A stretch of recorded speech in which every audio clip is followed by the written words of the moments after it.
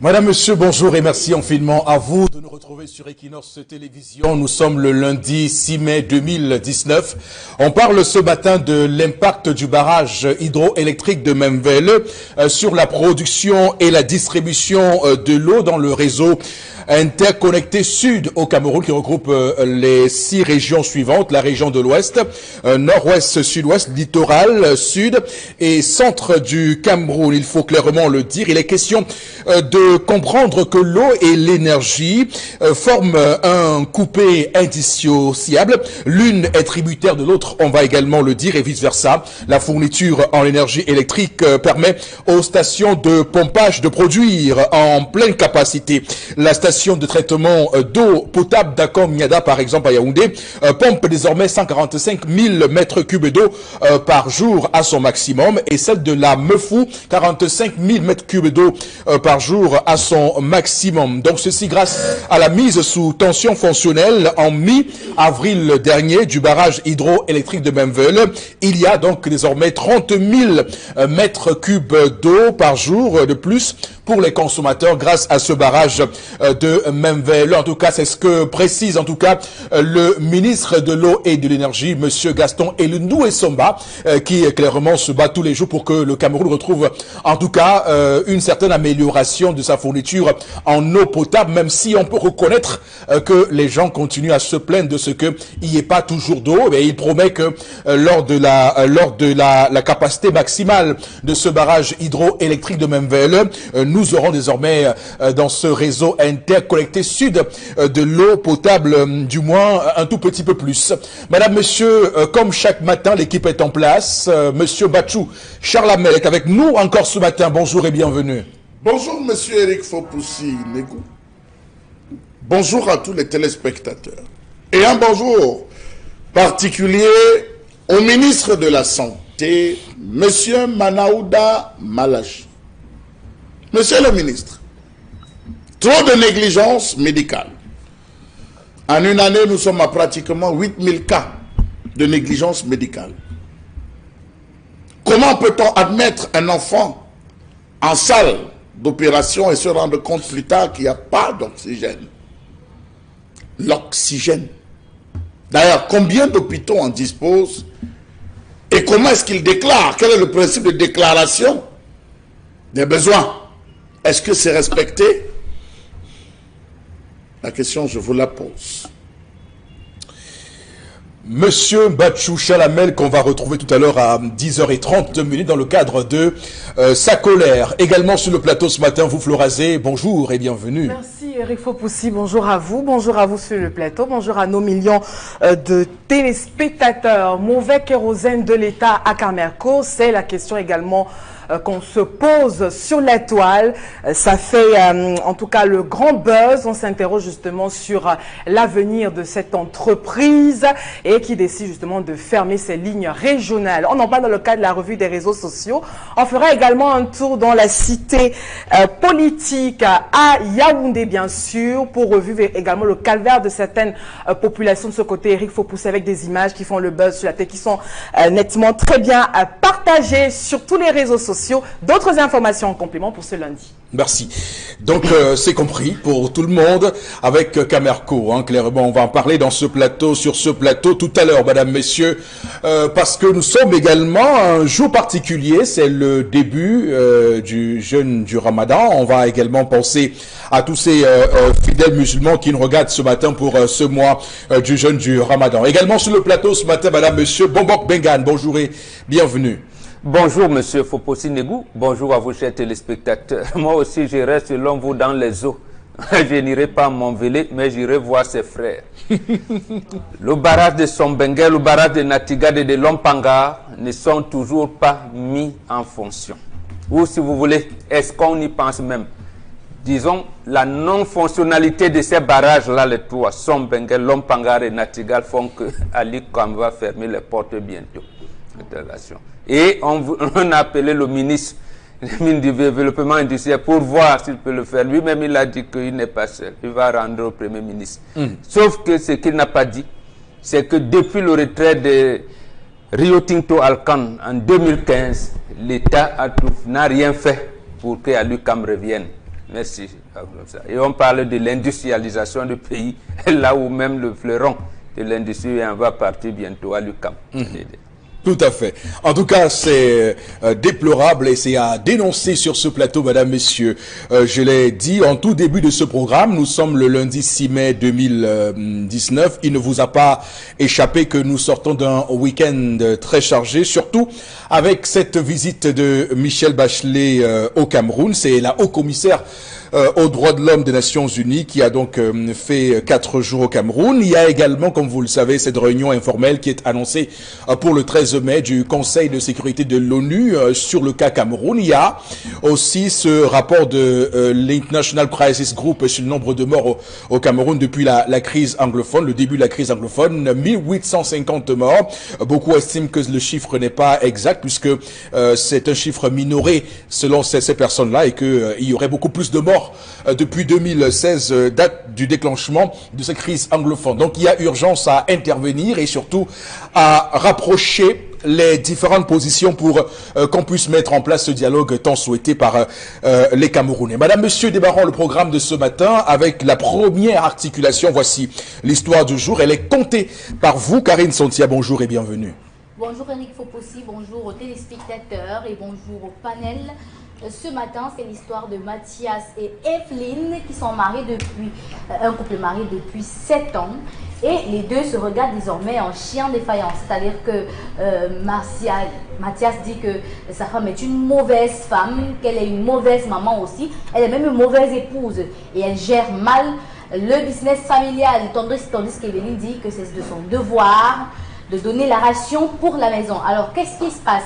Mathias nous a confié que, en effet, depuis 7 ans que sa femme est mariée, elle a passé les premières années de leur mariage à être femme au foyer. Là, il le confesse. Et il dit que depuis 2 ans, il s'est employé à ce que sa femme ait une activité économique stable. C'est-à-dire qu'elle a penché vers la parfumerie, c'est-à-dire qu'elle vend les produits de beauté. Et il a investi, au départ, il a investi, et c'était pas grand-chose en fait, mais elle n'a pas pu tenir 1 an. Ça fait 2 ans qu'il a donné le premier capital pour ce business-là, et sa femme n'a pas tenu 1 an, et après 1 an, le business est mort. Il a attendu encore ce début d'année pour réinvestir. C'est-à-dire que cette fois, il dit qu'il a injecté 3 millions de francs CFA pour que Madame Evelyne, relance le business de la parfumerie, et il a tenu à ce que le loyer de la boutique soit payé 1 an.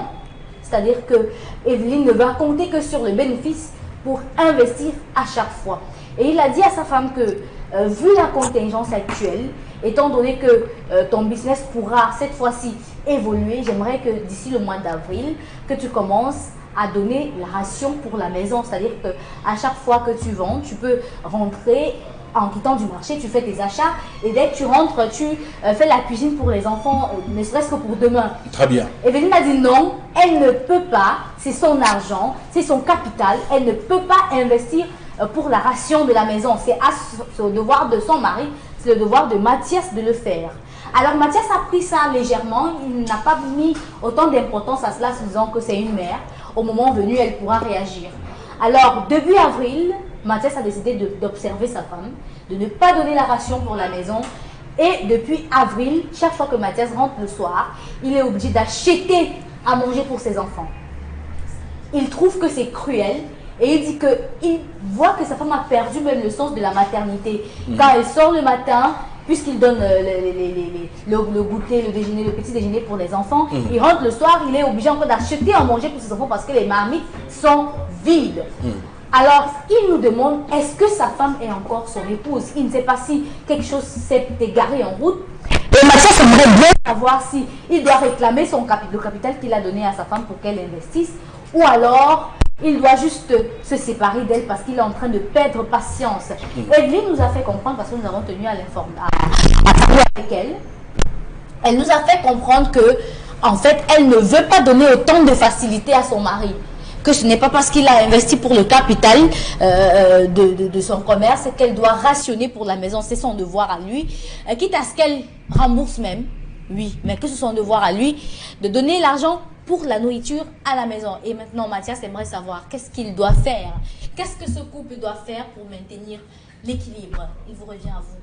à la maison de participer, surtout au panel, de donner son point de vue. Qu'est-ce qui vous arrive? Vous voulez dormir? Non. Qu'est-ce qui se passe? C'est que cette situation, elle est... Karine Santia, écoutez, hein, je vous taquine juste un tout petit peu. Voyons. Alors, mais c'est clair que l'histoire de ce matin nous montre bien qu'un monsieur a choisi de transformer sa femme en une businesswoman, à une femme d'affaires, et elle est désormais, elle est une femme d'affaires. Elle estime que pour sortir un franc CFA, il faut bien savoir où ça va et comment ça va s'utiliser. Surtout que chaque homme d'affaires ou femme d'affaires, il faut qu'on soit honnête, chaque homme d'affaires ou femme d'affaires, lorsque l'on met en place un business, on a en tête de faire grandir ce business-là. Ça veut dire, est-ce qu'au départ, lorsque ce Mathias-là décide d'injecter de l'argent dans un business pour sa femme, est-ce qu'il a dit clairement que c'était pour que la femme puisse contribuer à des charges à la maison? Parce que s'il ne l'a pas dit,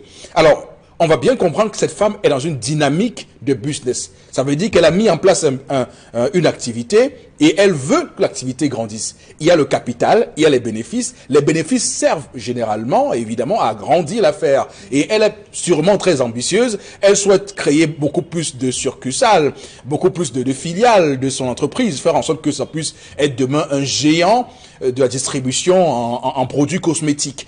Personne ne le sait. Peut-être c'est dans ça qu'elle se lance et le monsieur est en train de se faire beaucoup d'idées, est en train de se créer des histoires pour rien. Alors, on va commencer par vous, Boro Bengan. Est-ce que vous condamnerez cette femme ce matin? Je condamne la société tout entière. Oui. En fait, je réponds pour qu'on se comprenne, je réponds directement à la question posée par, par l'époux. Oui. Est-ce que c'est ma femme? Non. Ce n'est pas votre femme, ou alors c'est pas ta femme, mon fils, c'est ton épouse. Vous pensez pour vous qu'il n'y a pas de différence. C'est justement ça la différence. Et ce que vous avez expliqué est une déclinaison de ce qui se passe dans quand on a une épouse. Mais quand on a une femme, ça se passe comme le dit monsieur. Ça veut dire quoi? Soyez attentifs lorsque vous assistez au mariage à la mairie. L'officier d'état civil le dit souvent. Mariage avec contrat ou non. Il m'est arrivé ici qu'aucun des époux n'est allé voir le notaire. Ça veut dire qu'en fait, nous sommes dans une situation au Cameroun où on parle de femmes et on parle de femmes alors qu'on est en train d'emmener les gens, la mentalité vers les époux. La preuve, c'est pour ça que sur les cartes d'identité des femmes mariées, on écrit épouse d'elle. Et la déclinaison que je dis ici, c'est quoi? C'est que pendant ce qu'on appelle époux, c'est un contrat. C'est-à-dire, quand vous venez, vous dites, ah non, toi tu vas payer l'eau, moi je vais payer l'électricité. Comme notre enfant grandit déjà, tel à telle charge, tel à telle charge. Mais le drame, ou alors la différence avec en Occident, c'est que ce n'est pas encore matérialisé devant notaire. D'accord. C'est tout. Mais nous vivons dans l'illusion que nous avons les femmes. D'accord. La femme a un type de comportement. Donc, au final, c'est cette femme qui a raison. Elle estime que... Les deux. Oui, au final, la femme veut être une femme. Elle ne veut pas être une épouse qui soit obligée de contribuer au contrat financier. Je veux bien comprendre parce que Non, elle veut être une épouse. Non. Elle l'a dit à son mari, tu fais ci, tu fais ça, moi. Non, elle dit elle dit qu'elle n'a rien à apporter. Mais c'est justement ça. C'est pas son rôle de faire ça. Non. À ce moment, elle ne peut pas partager les charges. Pourquoi elle s'engage à une activité génératrice de revenus? Une femme ne s'engage pas à cela. Quand une femme s'engage à une activité génératrice de revenus, elle remet à son mari. Dans le mariage... Mais c'est quoi le cahier de charge? Quand on se lance dans une activité, comme vous l'avez dit, génératrice de revenus, l'idée, c'est que cette activité puisse grandir, prospérer. Absolument. Mais c'est le mari qui contrôle lorsque vous êtes marié. Dans la femme. D'accord. L'ambiguïté ici, c'est ça. Oui. C'est que en fait, nous vivons sur deux schémas, deux logiciels. Lorsque, en principe, lorsque vous êtes marié, vous dites, c'est ma femme.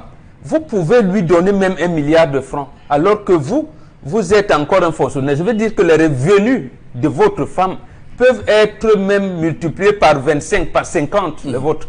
à ce moment, parce qu'elle est votre femme et pas votre épouse. Voilà. Et là, c'est vous qui contrôlez tout.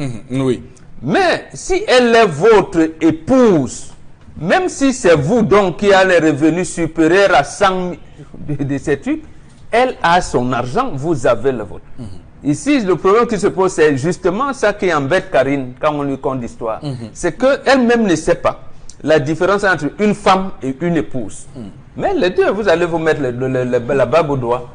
Oh, mais sauf que le mari ne se plaint pas de ce qu'il n'ait pas de droit de regard sur la gestion financière de l'entreprise qui a été mise en place. Il se plaint de ce que elle ne contribue pas, du moins elle refuse de contribuer à des charges dans le ménage, notamment à l'occurrence la ration alimentaire. Oui, c'est parce que en fait elle garde par devers elle une somme d'argent qu'elle n'aurait pas dû garder si elle était une femme. À ce moment, puisqu'elle prend donc sur elle de garder cet d'argent, là, elle est donc une épouse. Or, le mari pense qu'il a une femme, et la femme, par ses gestes, lui rappelle que non, je ne suis pas ta femme, je suis ton épouse. Bon, vous voyez un peu, oui, absolument. J'espère avoir compris un tout petit peu. Non, c'est micmac là, c'est ça qui cause le problème aujourd'hui. Vous voyez, même la fille qui va se marier, suivez le week-end prochain, et interroger l'officier d'état civil après, lui-même il est embarrassé, il ne sait pas ce qu'il lit. Il veut dire, le code civil, l'article 212, 214, 213, voilà, jusqu'à 216 dit qu'on cite des choses qu'on ne comprend pas. Donc en fait, ici, les déclinaisons, c'est que, ou alors la déviance, c'est que nous ne savons pas quel contenu mettre lorsqu'on dit c'est ma femme, quel contenu mettre lorsqu'on dit c'est mon épouse. Quand vous dites c'est mon épouse, ça veut dire qu'en fait, matérialisé par un contrat. Si vous n'êtes pas allé voir le notaire, revenez à deux à la maison, trouvez un modus vivendi et vous allez vivre. Mais si c'est la femme, elle donne tout à son mari. Alors, on l'a compris, hein, synthétisé comme vous venez de le faire, wow, c'est compris. Alors, Florazé, faut-il voler au secours de ce monsieur qui semble être en détresse? Faut-il secourir ce monsieur? Oui, je pense bien. Parce que je crois que la base a été faussée. Parce qu'au départ, on oublie justement d'aborder la question de la gestion financière dans le couple. C'est une fois dans le couple qu'on commence à avoir des conflits de qui va garder la tirelire, de qui va gérer, de qui va vers. Justement, je comprends bien, bon, quand il est dans le concept d'époux, épouse, femme et autres. Parce que moi, j'estime que c'est au départ, pendant qu'on est en train de projeter sur le mariage, il faut bien qu'on parle de la gestion financière. Ça veut dire que, alors Flora, je te prends pour épouse, peut-être demain, je sais pas, on planifie sur le mariage. Maintenant, une fois dedans, on commence à partager les rôles. Je ferai ça, tu feras ça. Je ferai ça, tu feras ça. Alors, s'il y a un des partenaires qui est un peu défaillant, est-ce qu'il faut soulever, soutenir l'autre? Est-ce qu'il faut investir? Est-ce que c'est au départ qu'on commence à projeter? Mais malheureusement, pratiquement, dans nos vies de couple, on ne projette pas sur l'aspect financier. Une fois à l'intérieur, qu'on tire un peu des bouts par-ci, par-là, on se retrouve justement à ce cas de figure. Non, on a un homme qui a rencontré une femme qui au départ était une femme de foyer. On parle de gestion. Il y a quand même des personnes qui se forment pour parler de gestion financière, qui se forment, qui vont à l'école pour ça. Donc, maintenant, dans le couple, il y a des tâches. Payer le loyer, payer ci, payer ça. Et souvent, justement, monsieur vous remet une certaine somme. Il faut avoir la tête sur les épaules pour gérer. Ce n'est pas une affaire, justement. Et souvent, il y a des femmes qui n'ont certes pas fait de longues études en gestion financière et autres, économie, etc., mais qui réussissent à le faire. Moi, on a dit une fois ici que lui, lui, il est pour ceux qui donnent l'argent à la femme, parce que justement, c'est elle qui est...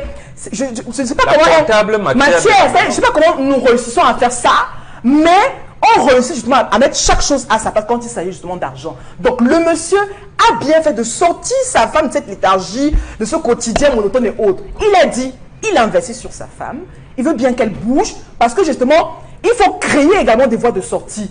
Monsieur estime qu'il est déjà quand même à bout, c'est lui qui paye tout, fait tout. Il a une femme à la maison qui prend soin de ses enfants, qui prend soin de la maison, mais il y a quelque chose qui manque. Donc, à ce niveau, il a agi comme un homme devrait le faire. Il transforme maintenant sa femme à une opératrice économique, ce qui est bien. Mais est-ce que la femme, justement, a déjà cette capacité? C'est-à-dire que est-ce qu'elle peut gérer un budget? Est-ce que... Donc, le monsieur n'a pas... Je peux bien comprendre qu'il pleurniche aujourd'hui. Il a l'impression que, bon, elle arrive à faire ça. Donc, il faut tout simplement qu'il instaure un dialogue. Il faut Et maintenant, c'est ça le problème, c'est que quand vous avez habitué votre femme, c'est-à-dire à subvenir, à payer ci, à donner ça pour ça et ça, du jour au lendemain, il n'est pas facile de changer cette vision financière.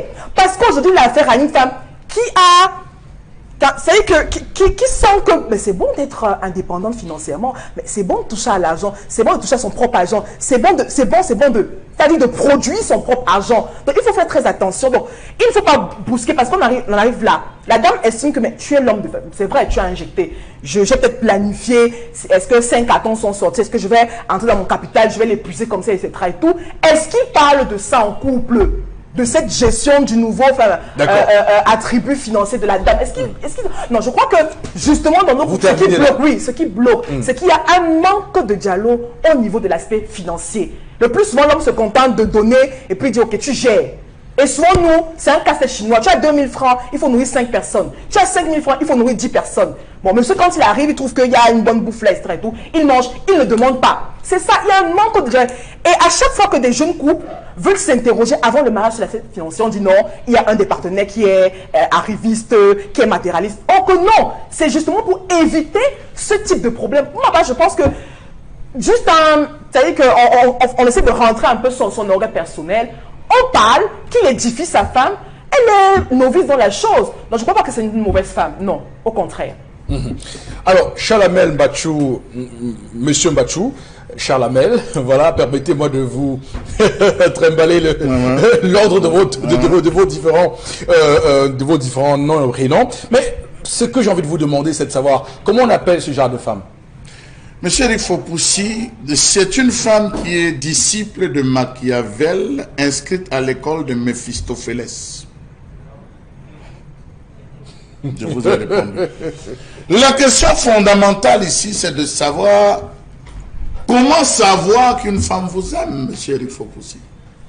Comment savoir? C'est la question que tous les hommes se posent aujourd'hui. Est-ce que la fille la même? Aimer, c'est parce qu'elle fait l'amour tous les jours, toutes les heures. Aimer, c'est parce qu'elle vous a fait des enfants. Aimer, c'est parce qu'elle vous prépare à manger. Comment savoir qu'une femme vous aime? Voilà la question que tous les hommes se posent aujourd'hui. Et on n'a pas de réponse. Parce que je vous ai dit, la femme est inscrite, elle est disciple de Machiavel. Elle apprend tous les jours. Elle crée, suivant chaque modèle. La femme vous sort une technique, monsieur Eric Fopoussi. C'est nous les hommes qui sommes des victimes. Et je peux vous dire qu'à l'heure actuelle en France, c'est 7136 hommes qui décèdent. Là, à cause des violences faites par les femmes. 7136. J'ai dit 7136 hommes qui décèdent à cause des violences faites par les femmes. Vous ne voyez, les hommes ne se plaignent pas de ce qu'ils subissent, de ce qu'ils endurent. Bon, la proportion reste encore en deçà. Je dis 7131, monsieur le Je dis que la proportion reste encore en deçà de ce que subissent les femmes elles-mêmes. Monsieur Eric Fopoussi, donnez-nous les chiffres. Monsieur Eric Fopoussi, dans les années 1900 à 1980, l'homme qui cherchait une femme trouvait une mère, une soeur, une amie. Dans les années 80 à 2000, l'homme qui cherchait une compagne, parce que ça a changé, l'homme qui cherchait une compagne a trouvé une associée. 2000. Dans les années 2000, et peut-être jusqu'à 2050, l'homme qui cherchera une partenaire, parce qu'aujourd'hui on est à l'ère de la partenaire, on n'est plus à l'ère de tout ce que... On est passé, je dis bien, on partit de femme à mère, amie. On est passé de compagne à associée. Aujourd'hui, on a un homme qui cherche une partenaire, a en face de lui une adversaire. Voilà la configuration du mariage aujourd'hui. Le raclage de gorge de Florazé, je vous dis. Donc, l'homme qui cherche une partenaire, parce qu'à la mairie, on dit voici ta partenaire. Non. Que désormais les maires disent voici ton adversaire. Parce que quand vous dormez, elle ne dort pas, monsieur, il faut pousser. Elle réfléchit. Je veux faire quoi à ce type-ci demain matin? Je veux le tacler comment? Elle réfléchit. La femme est un laboratoire ambulant, excusez-moi. Ne vous amusez pas avec monsieur, il faut pousser. Donc, je parle de là pour dire... Est-ce que ce n'est pas un dénigrement là, Charles? Monsieur, il faut pousser. Prenez le sujet. Allons-y avec un peu monsieur, il faut pousser. Je dis bien, la femme est un laboratoire ambulant. L'homme pour quitter sa femme peut prendre 20 ans. Mais la femme pour quitter son mari, qui le jour c'est passé dans la tête. Elle prend ces choses-là, elle part. C'est dehors qu'elle dit que hey, je partais même où. Elle veut devenir trouver qu'il y a quelqu'un d'autre dedans. Ah oui. C'est du temps. L'homme prend du temps et il endure. Je parle de là pour dire, voilà un homme, monsieur Eric Fopoussi, qui se rend compte que c'est revenu à tout moment. Parce que l'homme épouse déjà la femme avec un décalage d'âge. Parfois c'est 10, parfois c'est 20 ans. Donc l'homme pendant un certain temps bataille, le temps que la femme donne naissance, elle donne des enfants et tout, il bataille, il se bat, il commence à amasser. À un moment donné, il sent que c'est force. À 40, 45 ans, vous ne pouvez pas faire ce que vous faisiez à 20 ans, 30 ans. Il dit, attends, il faut que j'économise mes forces pour voir mes enfants grandir. Ma femme est encore là, elle est toute jeune, il faut que j'occupe ma femme. Regardez la gentillesse d'un homme. Il va loin l'espace. Il garde la femme, il dit, tu vas te débrouiller. Premier tour, elle chute. C'est Karine qui l'a dit, j'ai très bien écouté cette fois-ci. Et elle chute, son affaire chute. Il dit, c'est pas grave. Je suis d'accord que toute activité, bien, mais le début, ça peut, la femme peut tomber et tout, bon, je peux comprendre, tout commerce. Il dit, je recharge. Certainement, il a payé le loyer 1,5 million. Parce qu'on connaît le prix des boutiques, 1,5 million. Il a chargé à hauteur de 3 millions. Ça fait 4,5 millions. Vous voulez quoi aux hommes? Vous voulez quoi aux hommes? Vous me posez la question à vos femmes, vous qui regardez. Vous nous voulez quoi? Demandez à votre... Vous me voulez quoi? Je te donne tout. Maintenant, je dis, permets-moi de souffler. Je supporte encore 3 mois. Permets-moi de souffler. 3 mois après, toi aussi, commence à t'entraîner à la gestion du foyer. Monsieur Eric Fopoussi, on a vu des femmes devenir folles. On a vu des femmes perdre la notion du Nord lorsque leur mari vient décéder. Parce que c'est l'homme qui était à gauche, c'est l'homme qui était à droite, c'est l'homme qui était devant, c'est l'homme qui était derrière, qui inscrivait les enfants, qui payait les cahiers, qui payait tout. Oui. Quand l'homme meurt, la femme dit que je vais commencer par où? Elle est au carrefour, on la trimballe à gauche, on la trimballe à droite. L'homme dit, je vais t'associer. Que tu commences à t'inscrire dans la logique de la pérennisation des avoirs du foyer. La femme dit que non.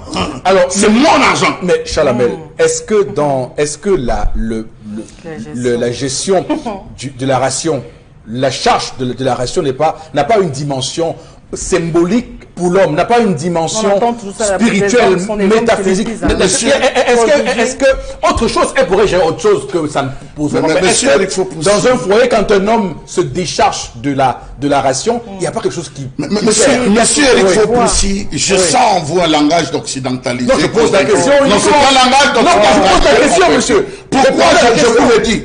Monsieur Eric Fopoussi, à notre époque, l'époque de nos parents, le père se battait pour acheter le champ. Les femmes qui disent aujourd'hui que les femmes n'ont jamais travaillé, que les hommes n'ont jamais accepté, le père achetait une surface. Il se battait à défricher, on saclait, on s'aimait, il ne revenait que pour la récolte. C'est la femme qui entretenait. Le plaisir de toute femme devrait être de nourrir son mari. Je m'arrête là. Le plaisir de toute femme, monsieur, il faut pousser, c'est de brûler ses doigts au feu et de nourrir son mari. Même la première dame, permettez-moi, monsieur. C'est pas ça la question. Même la première dame, c'est ça la question, c'est qui fournit justement ce qui va permettre de nourrir. Dans la relation où un homme a une femme, l'homme ne s'occupe pas de ce que vous appelez ration. Non, il fait un travail d'ensemble dans l'an et la femme prend là pour nourrir la maison. Ah oui. Si on a affaire à un commerçant, monsieur n'a pas vendu aujourd'hui, il va pas manger parce que monsieur n'a pas rassuré la Monsieur Eric Fopoussi, permettez-moi de vous dire que... Je termine avec plaisir, monsieur Eric Fopoussi. Parce que moi, aujourd'hui, je n'ai pas été coupé, je termine avec plaisir. Donc, je dis, monsieur Eric Fopoussi, c'est un exploit. Je dis, une femme gagnerait, quand l'homme rentre à la maison, il trouve que la femme a fait le couvert. Elle a servi, c'est avec bonheur, c'est avec joie. Parce que cette femme qui rentre à la cuisine, elle met de l'amour, elle met de l'affection, elle met de la tendresse, ses douleurs, ses passions, dans ce repas qu'il déguste. Et c'est là où vous voyez des femmes peuvent mourir lorsqu'elle prend tout ce temps pour faire un repas. L'homme arrive, il minote le repas, monsieur Lifopoussi. Et c'est la raison pour laquelle on dit aux hommes, mangez peu dehors, si vous arrivez de manger, mais mangez le repas de vos épouses à la maison. Donc attendez, c'est connu, c'est connu. Donc je le dis, monsieur Lifopoussi, même si elle ne devait pas s'en plaindre. Elle ne devait pas s'en plaindre. Elle devait, avec amour et passion. Mais c'est une affaire, Chalamène. Elle a besoin d'argent. On ne sait pas comment ça fonctionne. Pour gérer cela. Alors, Karine, c'est à vous. Hein. Prenez la parole et vous nous dites ce que vous pensez de cette histoire ce matin. Il ne faudrait pas que nous, les femmes, nous nous battons pour une autonomie financière et nous cherchions encore le contraire de cette autonomie financière. C'est-à-dire que si une femme décide d'avoir une activité économique pour elle-même, il faudrait qu'elle sache que c'est pour contribuer. On ne cherche pas l'argent pour les beaux yeux. On ne cherche pas l'argent pour décorer. Et encore que même ça, c'est une participation. Au lieu de dire que je ne rationne pas, dis que je préfère faire telle chose. Parce que de toutes les façons, l'homme ne sera pas toujours là pour donner cette ration-là. Peu importe. Il sera où? Il ne sera pas toujours là. Quelqu'un d'entre vous peut partir avant l'autre. Ah, d'accord. Okay. Et il peut chercher une deuxième femme. Et on sait très bien que si un homme a une deuxième femme, c'est maintenant toi, la mère et le père des enfants. De toutes les façons. Nous sommes quand même dans une configuration où un homme a investi pour sa femme, pour qu'elle ait une autonomie financière. Et il y a des hommes qui, depuis qu'ils sont mariés, peuvent même faire 25 ans de mariage, mais n'ont jamais donné 20 000 à leur femme que va acheter les arachides, tu vends. Mais ces femmes ont trouvé le capital d'elles-mêmes pour faire ce commerce auquel elles contribuent pour leur foyer. Ça veut dire que ce n'est même pas à l'homme lui-même de venir dire tu vas donner la ration. Si elle veut que ça reste sacré pour son mari, elle lui dit simplement que moi je vais participer dans telle autre chose. Peut-être l'électricité ou autre chose. Mais pas qu'elle dise catégoriquement. Parce que c'est tout le cœur dans l'histoire, c'est que lorsqu'elle rentre le soir, ses enfants n'ont pas mangé. Le monsieur est obligé d'acheter à manger pour ses enfants. C'est la dimension maternelle là qui est en train de s'échapper qui me fait mal. C'est-à-dire que c'est incompréhensible qu'un homme rentre le soir chez lui. Vous rendez fier monsieur Bachou. Hein? Au lieu de se servir, il se met à chercher ce que ses enfants vont manger. Ça, c'est au travail de la femme. Qui est maintenant ça a toujours été le travail de la femme de s'occuper de ce que ses enfants vont manger. Quand votre mari sort le matin et ne rationne pas, toutes les femmes sur cette terre ne vont pas attendre que monsieur, et dit bien toutes, sans exception, sinon elle n'est pas une maman. Aucune ne va attendre que son mari rentre le soir pour donner 200 francs pour acheter 2 boîtes de riz. Elle va commencer à prêter ici, prêter là-bas pour sauter le riz. Même si c'est que ses enfants vont manger, elle lave la mamite et elle accroche. Mais elle va trouver ce que ses enfants vont manger. Moi, c'est cette partie-là qui m'écoeure. Sinon, côté économique d'une femme, ne cherchons pas l'argent pour le beau yeux des autres. Ne racontons pas partout que j'ai mon argent. Ça ne vous sert à rien si vous ne participez pas. Ça ne vous sert à rien si ça ne fait pas le bonheur de vos enfants. Cet argent ne vous sert à rien s'il est stocké en banque. Vraiment. Il n'est pas venu de vous applaudir, hein, monsieur. C'est la même chose. On va arrêter là. Vous voyez, on va écouter. Ça peut arriver. Non, monsieur. Alors, on va dire. Nos parents, quand ils ne donnaient pas les mamans préparées. D'accord. Elle a dit tout à l'heure, et elle a tellement bien dit que c'est facile à comprendre. Arrêtez l'occidentalisation, revenez sur les bancs. On va lire quelques messages avec vous, Florazé. La ration permet à l'homme d'être toujours chef de famille, de se rassurer que les enfants ne restent pas affamés. C'est ça la responsabilité. Mais la femme doit toujours être, mais elle est prévoyante, les affaires peuvent tomber et l'homme ne réalise pas ce qu'il doit toujours prendre, donc c'est-à-dire soin de sa famille. Autre réaction, voilà, je ne vais pas prendre ces... autre réaction ce matin, ce monsieur, la dame, il y a quelque temps, on disait que même si une femme est milliardaire, l'homme doit s'occuper d'elle sans regarder ses avoirs. L'avoir de madame aujourd'hui, on dit le contraire. Autre réaction... Ça me revient, mais allez-y. Non, je continue. L'occidentalisation. Allez-y, Autre réaction, la femme est naïve, elle fait semblant la dame aime l'argent, voilà. Autre réaction ce matin, l'homme fait un jugement prématuré. Il doit attendre le bilan. On ne peut pas récolter un sac de graines sans avoir de grains chaque jour. Voilà, on en retire juste un peu au fur et à mesure. Cette femme est dynamique, c'est Niam qui réagit. À quelle nouvelle est dynamique? Autre réaction, c'est une opératrice économique soucieuse de la ration, la prospérité de son activité. C'est une dépensière, monsieur Elifopoussi. La ration peut venir de la femme comme de l'homme, surtout que l'homme a donné un capital. D'accord. Merci. On va s'arrêter là pour les messages, madame, messieurs. Merci. À vous de rester fidèles sur Equinox Télévision. Voici la colère de Charles Lamel pour la suite de cette agora. À tout de suite.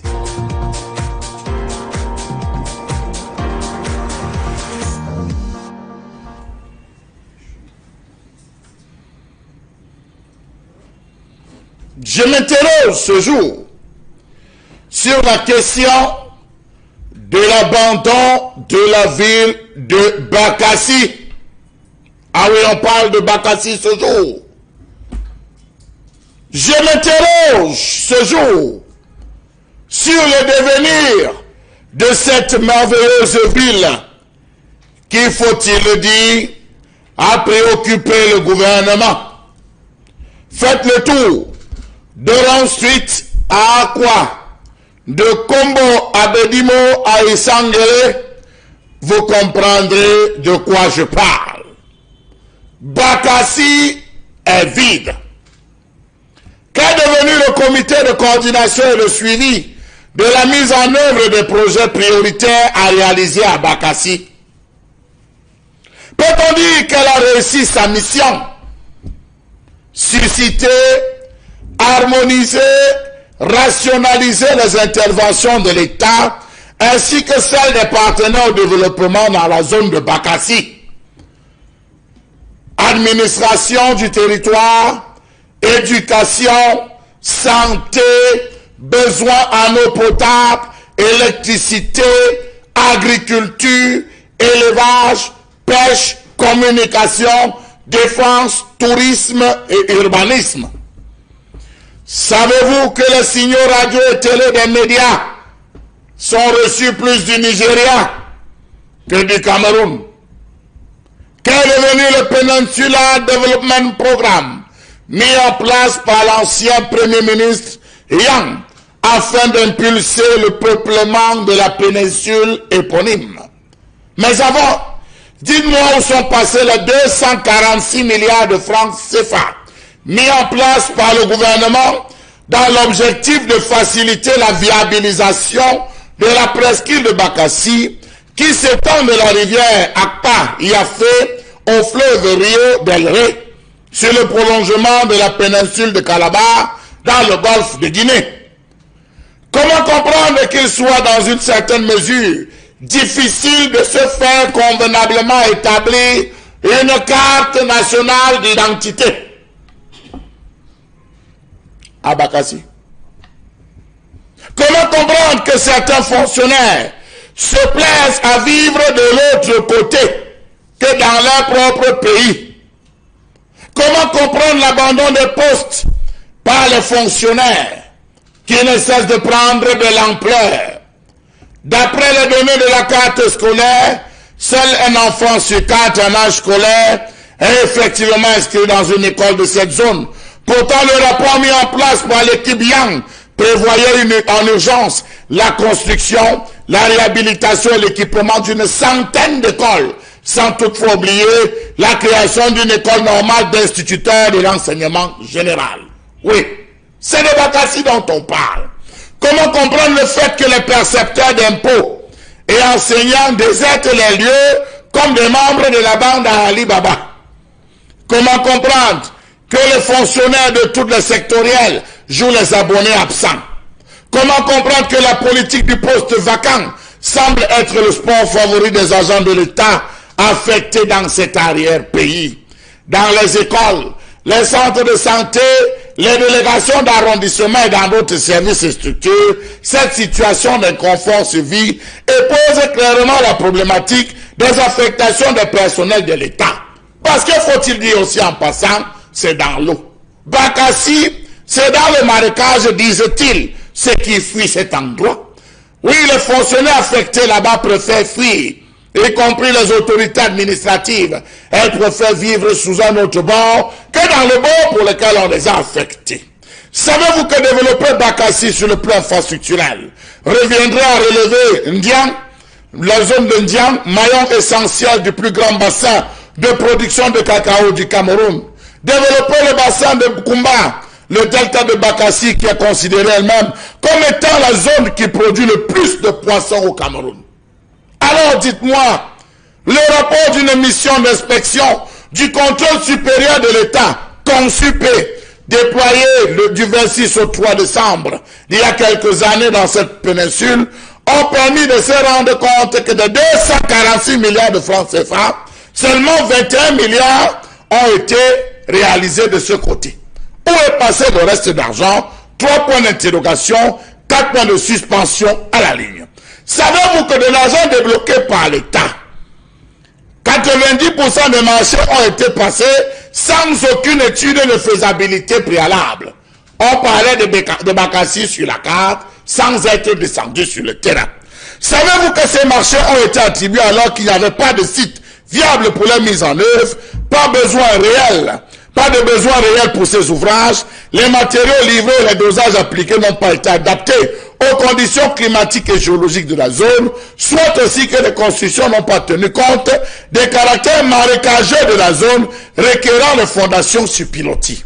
Savez-vous que ceux qui sont arrivés la première année à Bakassi étaient obligés de s'y balader avec des bottillons?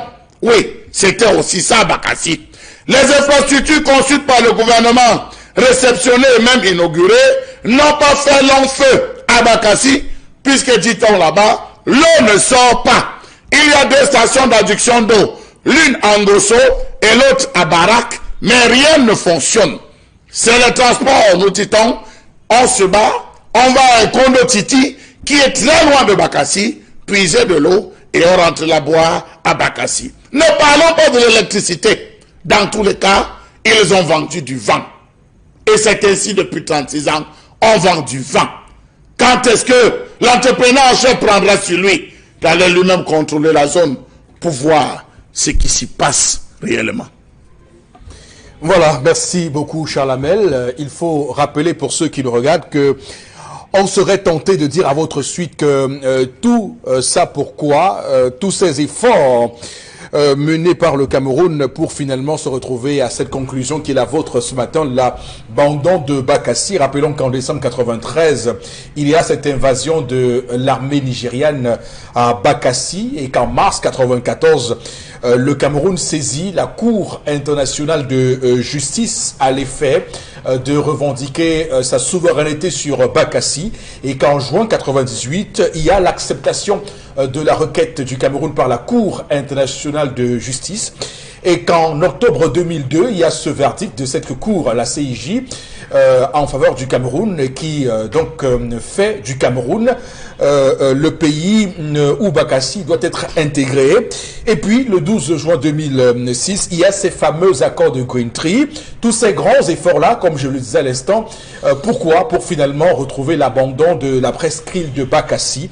On a en août 2006, toujours dans ces efforts pour que le Cameroun retrouve Bakassi, il y a le retrait effectif, donc en août 2006, des forces armées nigériennes de Bakassi. Et puis le 14 août 2008, date historique, à Calabar, il y a la cérémonie officielle de transfert de la presqu'île de Bakassi au Cameroun. Ce transfert, on le voit très bien, a eu cette cérémonie officielle, mais sur le terrain, vous l'avez dit, Charles Hamel Batchou, on observe clairement que tout ce qui a été fait comme programme pour faire de Bakassi un lieu camerounais, parce que c'est l'enjeu, il faut dire aux gens, n'ayons pas peur des mots, faire de Bakassi un lieu camerounais, et que même le BADEP, ce fameux programme, Bakassi Development Programme, évidemment, est en train de battre de l'aile, malheureusement. Alors, Boron Bengan, allons aux sources, aux origines de cet abandon de Bakassi pour comprendre pourquoi nous en sommes arrivés là. Je pense qu'il y a 2 éléments essentiels. après les accords de Green Tree, auxquels vous avez fait allusion tout à l'heure. Et il s'est passé encore quelques, bon, en langage militaire, on appelle ça les escarmouches. Et ça veut dire, vous avez utilisé également l'expression appropriée, comment prendre possession de la terre. Ça s'est matérialisé effectivement en 2008. Mais il fallait donc faire, en fait, le terme chasser n'est pas approprié. Il fallait gérer la présence des Nigérians qui ont bâti un certain nombre d'activités, d'infrastructures. Bon, quand vous allez dire quelqu'un a ses champs de palmiers à huile et il se trouve un jour à l'autre que ces champs se trouvent au Cameroun, donc dans un pays qui n'est pas le sien. Il fallait gérer tout ça. Et à la suite donc de ces accords, on a mis en place la commission mixte Nigeria-Cameroun. Je pense que le dernier candidat, même le président Boari était ici, le président Biya aussi est allé là-bas. Voilà. Mais c'est là où ça s'est bloqué. Ça s'est bloqué et même les populations n'ont rien ne savent pas où mettre la tête. Il s'est passé quoi? Il y a une solidarité de certains Camerounais originaires de ces localités-là. Il a parlé de la ville même de Bakassi, c'est vrai, c'est sur la ville que il dit mais il y a d'autres, Sengelé, un certain nombre de choses. Mais les populations s'étaient organisées pour accueillir les fonctionnaires qui allaient y arriver. Parce que de l'administration, il fallait approcher l'administration des administrés. Très bien. Mais à un moment, il s'est trouvé que l'État central ne faisait plus des efforts, notamment en adduction d'eau, un certain nombre de choses. Donc les fonctionnaires qui, au départ, étaient, j'allais dire, curieux d'aller voir là-bas parce que, en fait, les premiers qui arrivaient ont dit il n'y a plus d'escarmouches, il n'existe plus vraiment. C'est bon, d'abord, la végétation. Pour la sécurité aussi. Oui. En fait, ça devenait un peu sécurisé. C'était sécurisé. Mais l'accès aux autres commodités, la nourriture et tout. Et là, les populations sont venues et les aidaient, ces fonctionnaires-là. Maintenant, l'État n'a plus suivi avec les infrastructures. Où devait-on les loger? C'est donc ce fameux projet qui n'aboutit pas. Ça, c'est le premier hic. Le deuxième, maintenant, 2015, parce que vous dites là commence quand même en 2008-2009. Voilà, pendant 5-6 ans, rien n'a été fait. Rien n'a été fait. Lorsqu'arrive alors la crise dans le nord-ouest et le sud-ouest, vous savez, c'est les deux vecteurs qui, en fait, qui font que Bakassi, je sais qu'aujourd'hui n'est même plus dans le calendrier, dans l'agenda du gouvernement. Parce que là, ils vont se dire, ah oui, comme l'insécurité est comme ça. Surtout avec la crise anglophone, on va le dire, comme vous l'avez dit. Dès le départ, l'État s'est désengagé déjà et ça irritait les fonctionnaires qui y étaient. Parce que ils voulaient vraiment rester. Chacun voulait. Et ça, c'était quand même extraordinaire. Là où j'ai compris que les Camerounais aiment leur pays. C'est-à-dire, ceux qu'on y envahit, ils étaient d'ailleurs pressés à y aller. En disant, je dois être le premier qui restera dans l'histoire comme ayant construit cette péninsule. Ils allaient y arriver. Et mais au final, cette solidarité nationale, je vous dis, il fallait... Au final, la question qu'on se pose maintenant au Bengan, c'est de savoir pourquoi avoir déployé autant d'efforts, comme on l'a fait depuis 93. Pourquoi avoir fourni autant d'efforts pour au final abandonner un territoire pour lequel on a bataillé dur? C'est justement c'est une incompréhension. C'est une incompréhension. Terrible. C'est même ambigu. Même les fonctionnaires qui étaient, moi j'en ai connu beaucoup. Ils pleuraient même. Ils se disent, mais attendez. Tous ces soldats camerounais morts là-bas. J'ai dit, mais attends, nous sommes fiers de rester ici, malgré quelques commodités infrastructurelles qui ne répondent pas, mais la solidarité des populations était telle que si vous êtes à Bakassi, vous dites même je veux rester ici. En tout cas, on est clairement là en train d'insulter la mémoire de ces militaires camerounais qui ont perdu leur vie dans la guerre de Bakassi pour que le Cameroun puisse retrouver la souveraineté sur ce territoire-là. Malheureusement, on voit très bien que... l'excès de centralisme qui existe à Yaoundé qui a fait en sorte que cette localité ne soit pas développée. D'accord, ok. Alors, Charles Amel, oui, d'accord. Avant que Karim prenne la parole... Monsieur Eric Fopoussi, allez-y, Charles. Vous savez que lorsqu'on a engagé cette affaire, on avait mis au devant le génie militaire. Oui, absolument. Le génie militaire avait perçu de l'argent, monsieur Eric Fopoussi, pour engager la réalisation des premières infrastructures, l'aménagement des axes routiers, l'aménagement des bâtiments témoins, l'aménagement de certaines structures administratives. Là, on avait fait une descente, M. Eric Fopoussi, rappelez-vous, on avait vu certains bâtiments témoins. La question fondamentale dont il faudrait se poser, c'est est-ce que, puisqu'à la suite de Mbobok, cet argent a été mis à la disposition du génie militaire pour l'achèvement des travaux? Parce qu'il y a eu démarrage des travaux, M. Eric Fopoussi, mais est-ce qu'il y a eu continuité? Non. Non, M. Eric Fopoussi. Comment est-ce qu'un sous-préfet va rester dans une zone où l'eau ne coule pas, où il faut aller puiser l'eau avec un titi pour amener pour qu'il puisse se laver, M. Eric Fopoussi, et consommer? Parce que dans toute cette zone, la qualité de l'eau est salée. La qualité de l'eau est salée, il faut le dire. Savez-vous, M. Eric Fopoussi, que quand un enfant naît en Gosso ou à Barak, on va établir son acte de naissance à Mundemba. Oh, pourtant, il est censé tout avoir à Bakassi. Savez-vous, M. Eric Fopoussi, que là-bas, c'est plus le Naira même qui circule que le franc CFA? Alors, mais posons-nous des bonnes questions. Quels sont ceux qu'on a affectés à Bakassi? Où sont-ils passés? Pourquoi ont-ils déserté? Pourquoi le génie militaire n'a-t-il pas pu finir? Voilà donc des gens qui restent à Yaoundé, qui écrivent, qui vont rencontrer le chef de l'État, qui disent au chef de l'État, voilà, il faut ceci, il faut cela pour que Bakassi puisse se développer. Le chef de l'État donne son OK. Ils sortent du bureau. C'est terminé. Puisqu'ils savent que le chef de l'État ne reviendra plus sur ce sujet, on s'arrange à faire 2 ou 3 reportages sur 4 maisons bien faits et tout, que le génie militaire a fait. On donne la parole aux gars, aux techniciens qui disent non, les travaux sont entrés parce que les gars ont espoir que ça va venir après. Silence radio.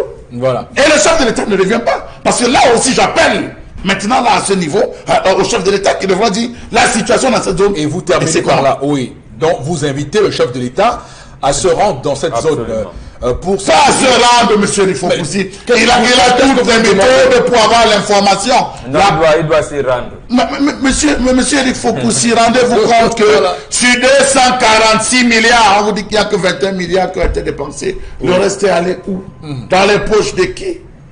Alors, au Cameroun, on se pose la même question que vous, hein, par rapport à où va cet argent, où va l'argent du contribuable camerounais. Alors, Karine Sontia, quel est votre propos, quelle est votre analyse, votre lecture de cet abandon que décrit Chalabel ce matin dans sa chronique de la presqu'île de Bakassi? Ce qui est quand même bien à noter, c'est que Bakassi, c'est une zone qui aurait pu aujourd'hui être touristique. Pour le Cameroun, parce qu'elle est un amas d'îles, c'est plusieurs petites îles qui s'y trouvent. Et on a juste 5 petites îles là-bas qui sont agricoles, mais c'est l'agriculture de subsistance. Alors la population qui était dans les années 2006, je pense, selon l'ONU, était entre 25 000 et 250 000 habitants. Donc on n'était pas trop sûr de ça. Mais ce qui est quand même important à noter aujourd'hui, c'est que les populations quittent Bakassi. Les gens quittent de Bakassi. Et encore que la crise anglophone n'aide pas beaucoup pour intégrer cette localité-là. Ce qui gêne même, c'est le fait que même les autorités administratives qui y sont affectées finissent par disparaître. C'est-à-dire qu'on a... Non, pas disparaître. Elle fuit, disparaître. C'est une façon de parler carré. D'accord. Oui, allez-y. Oui. Alors, rapidement, on a beaucoup de temps. Alors, ce que je veux dire, c'est que récemment, on parlait d'1 million d'euros qui ont été alloués pour la protection de l'écosystème de Bakassi, si je ne me trompe pas. Mais j'aimerais bien savoir jusqu'à quel niveau est-ce que les activités par rapport à cette protection-là sont, si on protège un écosystème où il n'y a pas d'habitants. D'accord, merci. Oui, Flora, rapidement. Oui, la vérité, Mbobok l'a dit, tout est centralisé à Yaoundé. Et je me rappelle justement qu'il y a des parents qui nous relataient l'histoire. Les militaires là-bas, comme Karine l'a dit, c'était même vertueux à faire de l'agriculture. C'était des tonnes d'arachides qu'on récoltait par an. Il y a également le pistache et la pêche. Donc, vous voyez, une partie du Cameroun avec autant de richesses. Et même que, malgré le manque de moyens, il y a quand même des citoyens qui s'entretenaient, qui voulaient quand même entretenir cette partie du pays. Alors, abandonner les populations, abandonner également cette... Comment vous voulez justement qu'on en arrive au point où on commence à stabiliser, à parler? Et même que dans le tourisme, ils avaient évalué près de 22 milliards de besoins pour pouvoir développer, en 2017, pour développer cette partie du pays. Mais non, quand même dire que les Camerounais aujourd'hui n'aiment pas leur pays, non, ça c'est un peu trop. Les Camerounais ont donné leur vie, surtout quand on parle de cette partie du pays où on a quand même un frère, vous avez un frère, une personne proche qui a quand même laissé sa vie pour acquérir cette partie et aujourd'hui qui est délaissée, délabrée et qui, justement, si pouvait survivre, avait réussi à avoir une très très bonne gestion politique, socio-économique, culturelle, Bakassi serait aujourd'hui devenu une idylle pour les Camerounais. Très bien. On va s'arrêter là, madame, monsieur. C'est la fin de cette première partie. Restez avec nous. On marque une pause. Nous sommes de retour dans quelques petites minutes pour la suite de ce programme. À tout de suite.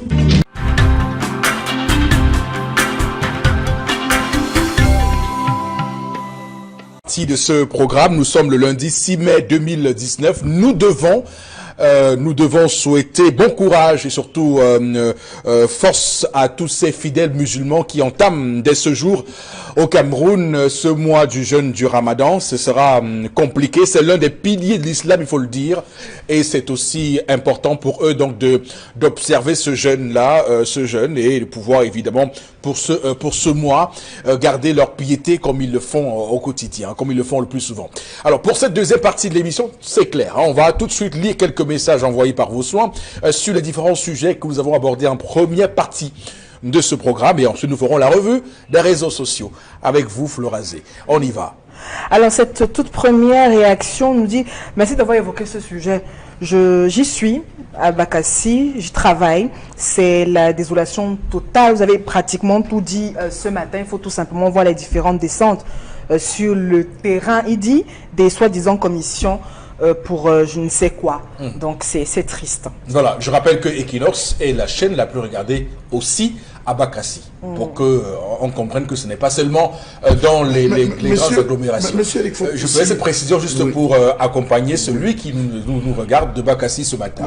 Oui, allez-y, Charles Abel. On ne cesse de décrier tous les jours que vous avez des fonctionnaires qui vivent au Cameroun, qui résident dans les pays voisins, que ce soit le Congo, que ce soit au niveau de la frontière avec le Congo, Gabon, d'accord, que ce soit avec la Centrafrique. On a eu des gens qui étaient à Gary-Gombo et qui dormaient en Centrafrique et traversaient le matin, pour traverser le matin pour venir travailler. Comment comprendre que vous êtes une autorité administrative d'un pays, vous traversez pour aller résider dans une autre ville? On vous dit que dans la majeure partie des villes, monsieur Eric Fopoussi, vous avez des radios. C'est les radios des pays voisins qui arrosent. Ça veut dire que le responsable administratif, l'enseignant, le commandant de brigade, tous sont assis et suivent la radio. Les radios qui viennent dans notre pays suivent les informations qui viennent dans notre pays. Ils ne sont pas informés. Il faut donc dire que nous sommes véritablement nous sommes dans l'abandon total, monsieur Eric Fopoussi. J'ai voulu créer un néophyte, mais je dis nous sommes dans un état délabré. Comment vous avez des gens qui résident à Bakassi? C'est des radios nigériennes que les gens écoutent. Tout vient de là. On a des rapports qui sont faits par l'armée. Parce que je tiens à vous dire que la zone de Bakassi n'est pas aussi frappée que vous le dites, qu'on l'a dit tout à l'heure. Kaline Sontia par les Zambaba, parce qu'il y a des billes Delta, je pense. Non, c'est pas ce qu'elle a dit. Elle a dit qu'il y a l'impact par rapport à Yari. Il y a toute une base. Je pense le billes Delta dans cette zone. Mais ce qu'elle a voulu dire, c'est que la situation au nord-ouest et au sud-ouest accentue évidemment le sentiment d'abandon total parce que désormais on est plus tourné vers les autres parties du pays, Manfé et autres, qui eux aussi actuellement sont aussi vidés. Donc non, mais il faut dire, monsieur Eric Fopoussi, il faut dire que l'avantage, vous voyez la zone de Limbé. Limbé n'a pas trop de panique parce que Limbé a toute une base du BIM. Au niveau de ces zones de Bakassi, je vous assure qu'il y a une forte concentration. Mais ça demande des moyens. Donc, oui, mais monsieur Eric Fopoussi, c'est l'armée, on ne peut pas parler de la grande guerre, mais je dis, cette présence sociale militaire va rassurer les populations. C'est le suivi. Savez-vous que c'est la zone la plus poissonneuse du Cameroun? La plus poissonneuse du Cameroun. Alors ça nous coûte quoi, monsieur le Fopoussi, de déployer dans cette zone une industrie, rien que pour la pêche du poisson, on vient nous barabacher, vous allez dans les poissonneries, vous allez acheter le poisson, la majeure partie des poissons sont pourris. Je vous dis aujourd'hui, la majeure partie des poissonneries, le poisson est pourri, monsieur le Fopoussi. Tout ce qui se retrouve... Je confirme. Je dis le poisson est pourri. Ok. J'aimerais faire une petite allégorie quand même. Généralement, lorsque vous discutez un produit ou n'importe quoi avec quelqu'un, lorsque vous finissez par garder la chose en question, si c'est une femme, si c'est n'importe quoi, vous faites tout pour que cette chose-là puisse pousser l'autre à être jaloux de votre bien. C'est-à-dire que le combat que nous avons mené, le Cameroun a mené pour obtenir Bakassi définitivement, devait pousser le Cameroun à être jaloux de cette terre. C'est-à-dire que la choyer, la magnifier pour que, aux yeux du Nigeria, Bakassi soit comme un joyau véritablement perdu. Parce qu'aujourd'hui, lorsque les Nigérians regardent cela, ils n'ont que de regrets parce que s'ils l'avaient gardé, peut-être qu'ils auraient pu développer ce territoire-là. Mais nous, les Camerounais, on n'arrive pas à en profiter. Ça servait à quoi de garder un territoire que jusqu'à aujourd'hui, aucun Camerounais ne peut dire qu'il profite des biens en fait, de cet espace-là. D'accord. On va continuer à lire les messages avec vous, Florazé. Je rappelle que cette émission elle est éminemment interactive, donc vous réagissez également au sujet que nous débattons sur ce plateau. Oui. Autre réaction, les villes nigériennes en face sont développées, illuminées jusqu'aux infrastructures routières. C'est, voilà, je vous en... D'accord. C'est la réaction par rapport justement à Bakassi. Il essaie de comparer avec les voisins. C'est quelqu'un de Bakassi qui réagit. Oui. Okay. Il dit que les gens vont vivre là-bas. Les gens vont préférer aller vivre là-bas parce que c'est plus agréable là-bas qu'à Bakassi. Oui. C'est pour ça qu'ils traversent la frontière. D'accord. Alors, il y a une question qui a été soulevée par Moro Bengan, la question de la décentralisation.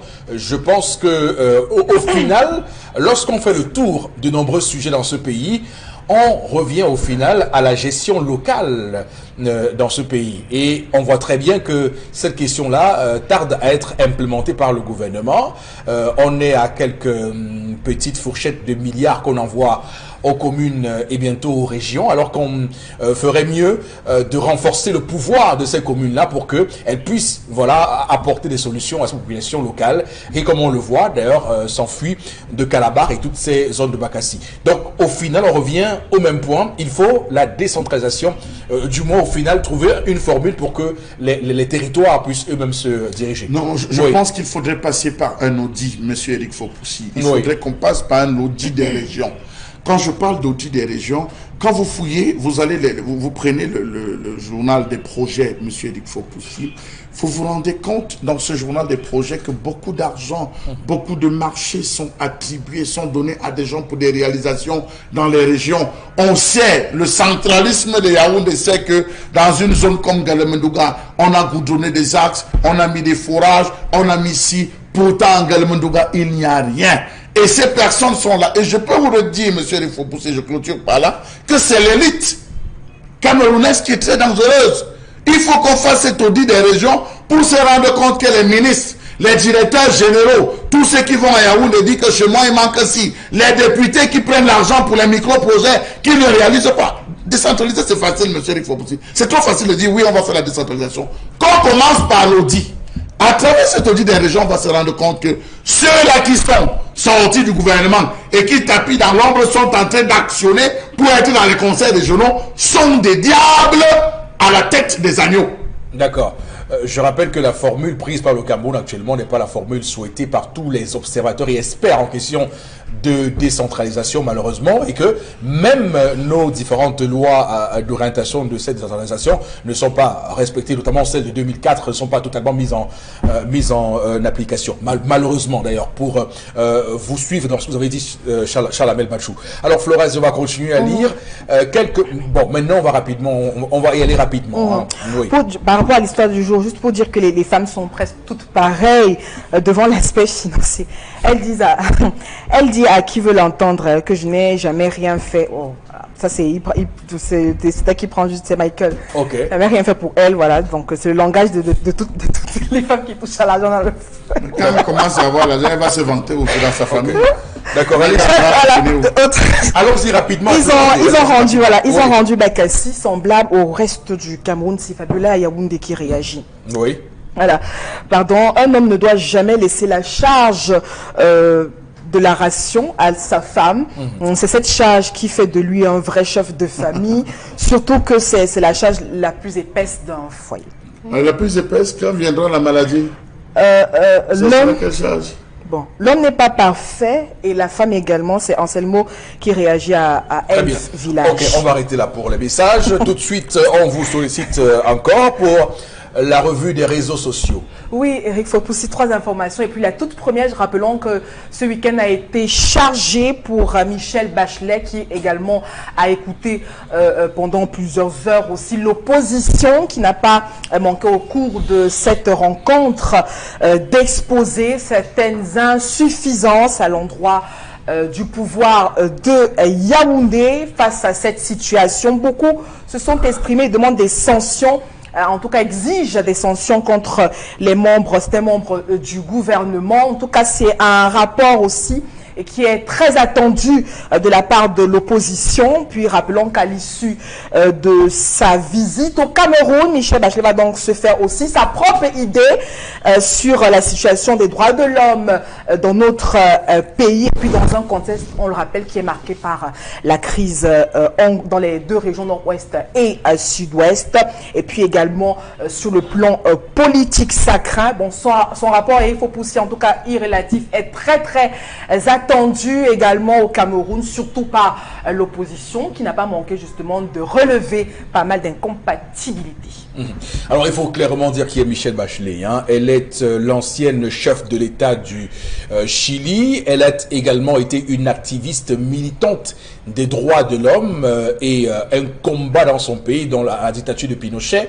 Elle a été plusieurs fois emprisonnée pour ses positions. Donc elle est clairement, elle sait de quoi elle parle. Quand on parle de droits de l'homme, des droits civiques et politiques, elle sait de quoi elle parle parce qu'elle a été une victime avec son père de la barbarie dictatoriale du régime Pinochet au Chili, et qui lui a valu, comme je l'ai dit à l'instant, un passage par la case prison. Donc elle a connu la prison en tant que militante avant d'être par la suite présidente de ce pays-là. Alors bon, Bengan, cette visite de Madame le Haut-Commissaire des Nations Unies aux droits de l'homme au Cameroun, comment vous l'avez accueilli?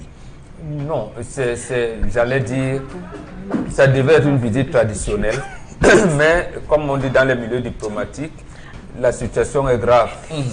Elle n'est peut-être pas encore critique, mais elle est assez grave quand même pour qu'elle vienne, parce que elles ne se sont pas limitées. Je parle de d'abord, qui a invité qui? Est-ce que l'ONU s'est invité ou c'est le Cameroun qui a invité l'ONU?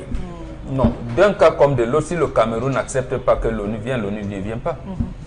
Vient pas. Dans les usages diplomatiques, lorsque vous êtes membre de l'ONU, vous demandez... Je veux dire que l'initiative, la première initiative a été laquelle? Maintenant, après, on sait quelles sont les procédures. Non, la première initiative est venue des Nations Unies. D'accord, ok. Elle est venue des Nations Unies. Ce n'est pas venu du gouvernement camerounais.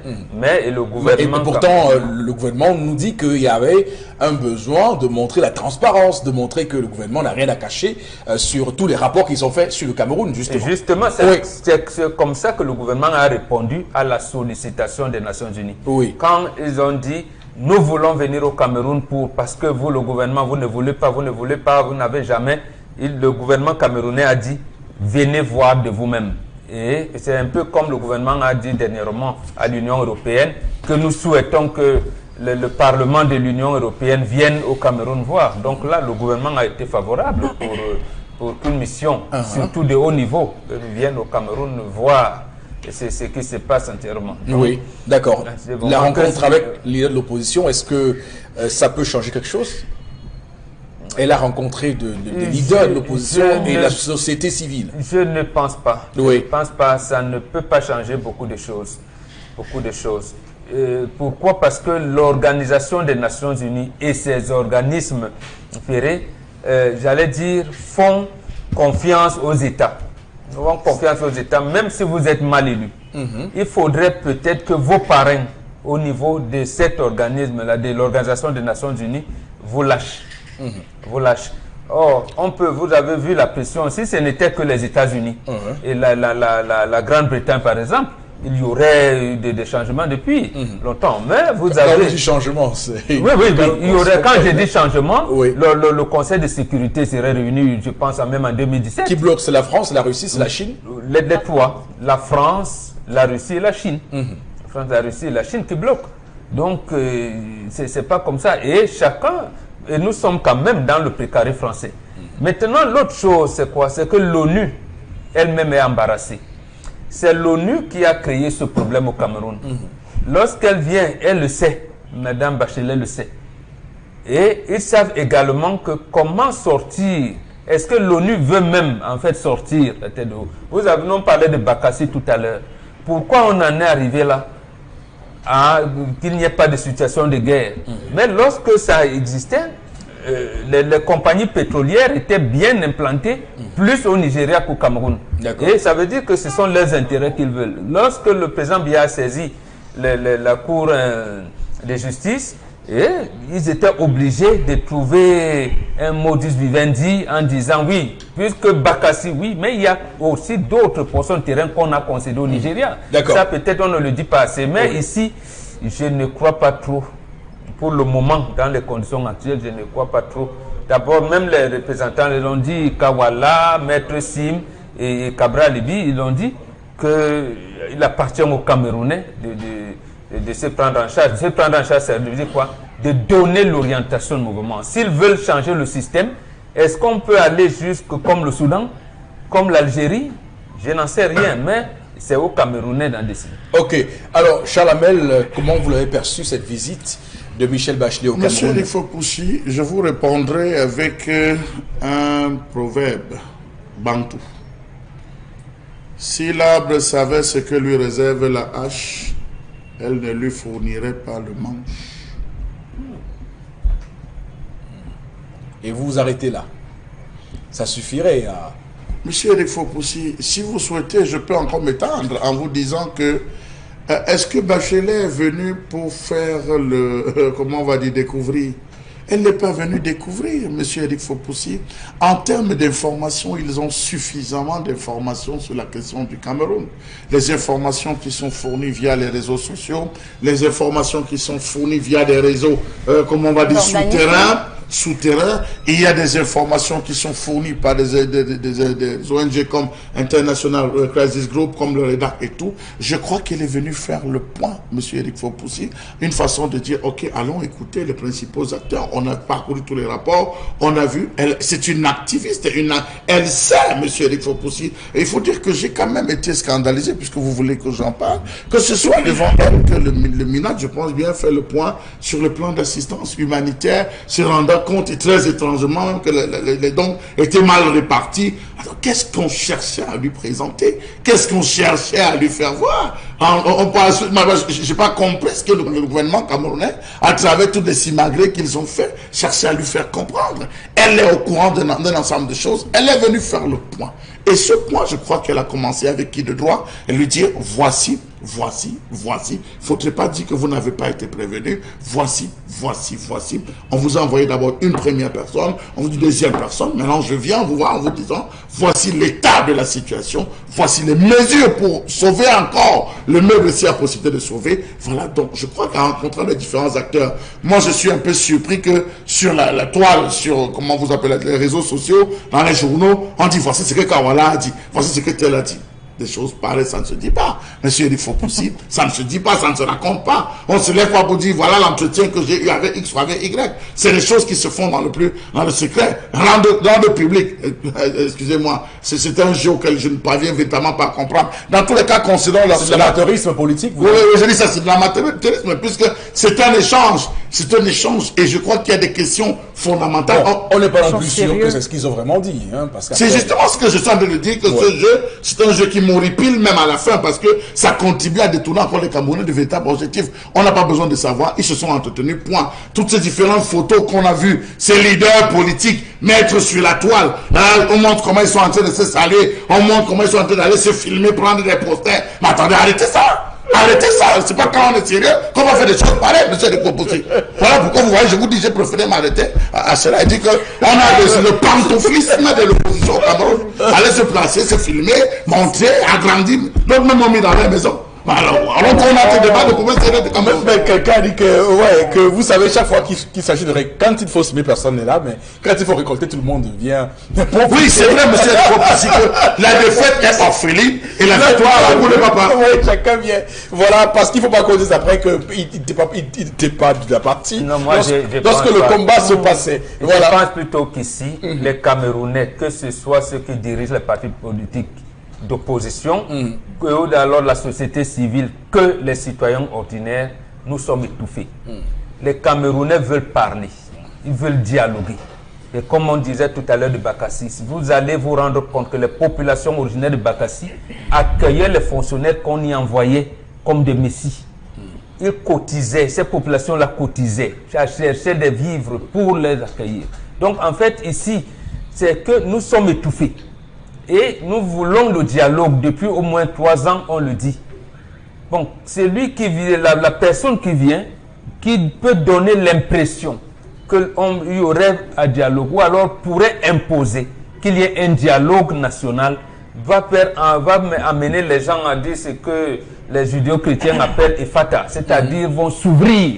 D'accord. C'est ça, c'est comme ça que je montre. Ce qui est certain, c'est que pour l'instant, on parle de réunion informelle. Je rappelle que lorsque le Conseil de sécurité de l'ONU se réunit, c'est pas pour faire le dialogue. Hein. Eux, c'est la sécurité. Eux, ils agissent. Ils n'ont pas besoin de... Les autres instances se sont chargées de cela. Justement, c'est le dialogue. C'est le dialogue, je vous rappelle. Eux, quand ils se réunissent, c'est les sanctions. Hein. Ils ne sont pas là pour... Non. Voilà. L'ONU est consciente que c'est elle qui a causé le problème du Cameroun.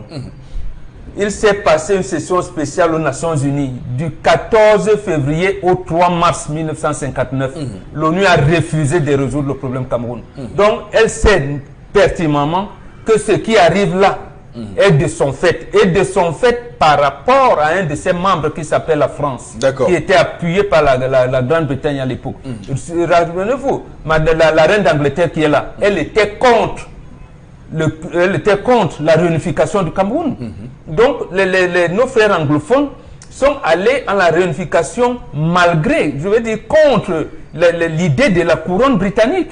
Donc, quand ils sont dans cette situation-là, vous pensez qu'on va dire au président Paul Biya et à son régime, mais foutez le camp. Non, c'est pas comme ça qu'ils agissent là-bas. Ils commencent d'abord sur le plan informel, notamment la réunion à laquelle vous faites allusion, pour prendre les tendances, vous avez dit que nous-mêmes, on est mouillés dans cette affaire-ci. D'ailleurs, comment on va faire selon certaines discrétions, la réunion aurait déjà eu lieu. Donc, pour l'instant, on ne sait pas si ça aura lieu ou ça a déjà eu lieu. C'est pour ça donc, que je vous dis qu'il y a toujours des coulisses sont plus... Quand on parle de sanctions, justement, c'est lorsque les coulisses, je veux dire, la majorité de ce qui est ressorti dans les coulisses a pris le point. Voilà, ce qui est certain, c'est que le Conseil de sécurité de l'ONU n'est pas là pour faire des négociations. Alors, on va tout de suite, Florazé, poursuivre avec vous. La deuxième information nous amène tout droit vers ce communiqué qui défile également sur la toile hier. On pouvait donc voir sur la page de la Compagnie nationale du Cameroun qui suspend ou qui annonce la suspension, la fermeture temporaire de toutes ces lignes régionales, à savoir, on a 7 destinations justement, Abidjan, Bangui, Cotonou, Dakar, Libreville, Lagos et Djamena. On rappelle tout de même que dans un contexte très difficile, on était en février de cette année, le gouvernement avait quand même réussi à annuler une période de revendication dédiée aux employés de Camerco qui avaient décidé de faire grève pour la date du 2 mai, réussi justement à venir à bout de ces revendications. Notamment sur la toile, on s'interroge, donc la question de fond n'a pas été effleurée parce qu'on en vient maintenant à ce communiqué qui a donc été rendu officiel hier, dimanche, comme quoi Camerco décide donc de suspendre temporairement ces lignes, 7 destinations, ces lignes régionales. Et puis donc on continue de s'interroger, que se passe-t-il véritablement? Est-ce que justement ce n'est pas qu'une question d'argent seulement, liée justement au traitement aussi des employés de cette compagnie nationale? Quelles sont les véritables questions qui gênent au sein de cette gestion de cette entreprise nationale? C'est autant de questions qu'on se pose sur la toile. Eric Fopoussi. Oh, mais qu'est-ce qui marche au Cameroun, hein? Vous savez, il y a des pays d'Afrique où on peut se plaindre de tout et de rien, où on peut plaindre beaucoup de choses, mais au moins eux là-bas ont réussi à identifier quelques points de choses qui marchent. Mais au Cameroun, malheureusement, nous sommes dans un engrenage d'échecs à répétition. Bon, Robengane, on ne peut pas dire ce matin que c'était que c'est une surprise. Ça, on l'avait envisagé avec Camerco. Oui, absolument. Oui. Absolument. Et nous avons dit que Camerco, ce n'est pas une affaire du top management. on peut enlever Gisèle Fotso, on peut enlever Dakaï Kamga, on peut appeler M. Samjo, on appelle aujourd'hui, comment l'appeler? Ernest Dikoum. Ernest Dikoum, ce n'est pas eux le problème. Le problème, c'est le propriétaire de l'entreprise. C'est le propriétaire de l'entreprise. Un coup de main à Camerco signifie au moins 3 petites choses. La première petite chose, c'est d'instruire tous les membres du gouvernement et assimilés de voyager et de payer cash leur voyage. Deuxième fil, c'est d'aménager Camerco au niveau des fret, parce que l'aviation également, c'est les fret, c'est-à-dire les bagages qu'on porte dessus. Troisième chose, c'est l'argent qu'on y injecte pour entretenir un certain nombre de choses. Parce que lorsque vous avez un avion, dans les normes, ça signifie qu'il y a un type de personnel, un nombre de personnel à faire. Et tout ça, on le connaît. Lorsque le propriétaire de l'entreprise ne le fait pas, et justement, c'est là où vous avez dit on voyait venir, on vous laisse. Et là, c'est ça qui est malheureux. Et malheureusement, c'est ce que la plupart des Camerounais aiment voir. Mais mal géré. On va mettre on change, tu vois. C'est des conneries. Mais peut-on continuer à bricoler comme on le voit? Je rappelle que Ethiopian Airlines, dans le même temps, a tout récemment célébré son 100e avion, 100 avions de sa flotte, et on est dans un Camerco qui n'a pas d'avion. Il faut qu'on le dise. J'ajoute que la compagnie que vous dites, 100 avions neufs. 100 avions neufs. Voilà, parce qu'ils ont un part de 157 avions. Voilà. 157 et 100 avions neufs. Ils sont là sans problème. Justement, vous avez, parce qu'il n'y a pas encore eu de velléité de redressement. C'est qu'on parle là comme redressement, Camerco, la prix de l'envoi, c'est pas vrai. C'est faux. Il faut au moins qu'il y ait un projet autour. Mais regardez ce projet qui est arrivé. On vous dit, par Boeing, partenaire technique aujourd'hui, est-ce que le business plan que Boeing avec les partenaires camerounais ont validé? Vous ne savez pas. Il se trouve que même le business plan présenté au chef de l'État était faux. Vous allez donc croire qui? Voilà. Donc en fait, c'est tout j'allais dire, ces tonnes de mensonges et de contre-vérités qui tourne autour de cette entreprise, qui fait que le propriétaire même de l'entreprise semble être perdu dans les airs. A-t-il déjà été retrouvé quelque part dans un projet? Allez-y, Karim. J'aimerais savoir, est-ce qu'on a déjà terminé avec l'avion guinéen qu'on avait prêté? On a déjà terminé. L'avion guinéen de la Guinée qu'on avait prêté pour faire le transport des passagers. Mais ce qui est quand même criard avec Camerco, c'est que depuis 3 ans, chaque année ou chaque 2 mois, il y a une petite crise à Camerco.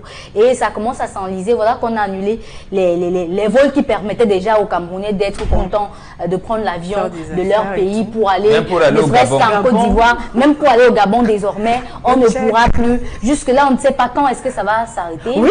Voilà, parce que... Et ce qui est encore compliqué, c'est que nous sommes quand même dans une sous-région où la concurrence ne devrait même pas se faire avec les voisins.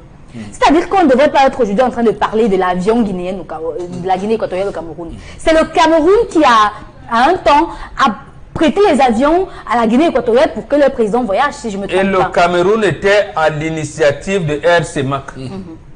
Air CEMAC est mort. Voilà. Et aujourd'hui, Air Cameroun Airline aussi est en train de mourir. Comment on fait pour ressusciter? Très bien. Alors, Chalamel, sur cette question, moi, sincèrement, c'est clair que ce n'est pas une surprise. Hein. Nous l'avions dit sur ce plateau que nous allions droit vers Monsieur le mur. Éric Fopoussi, lorsqu'on a commencé avec Camerco, j'étais seul sur ce plateau à dire que l'affaire, l'on doit dissoudre. C'est toi, Mbombok, qui disait ici que non, Camerco. Mais nous continuons à le dire. Je vous ai dit qu'une entreprise qui est sous perfusion de l'État. Une seconde.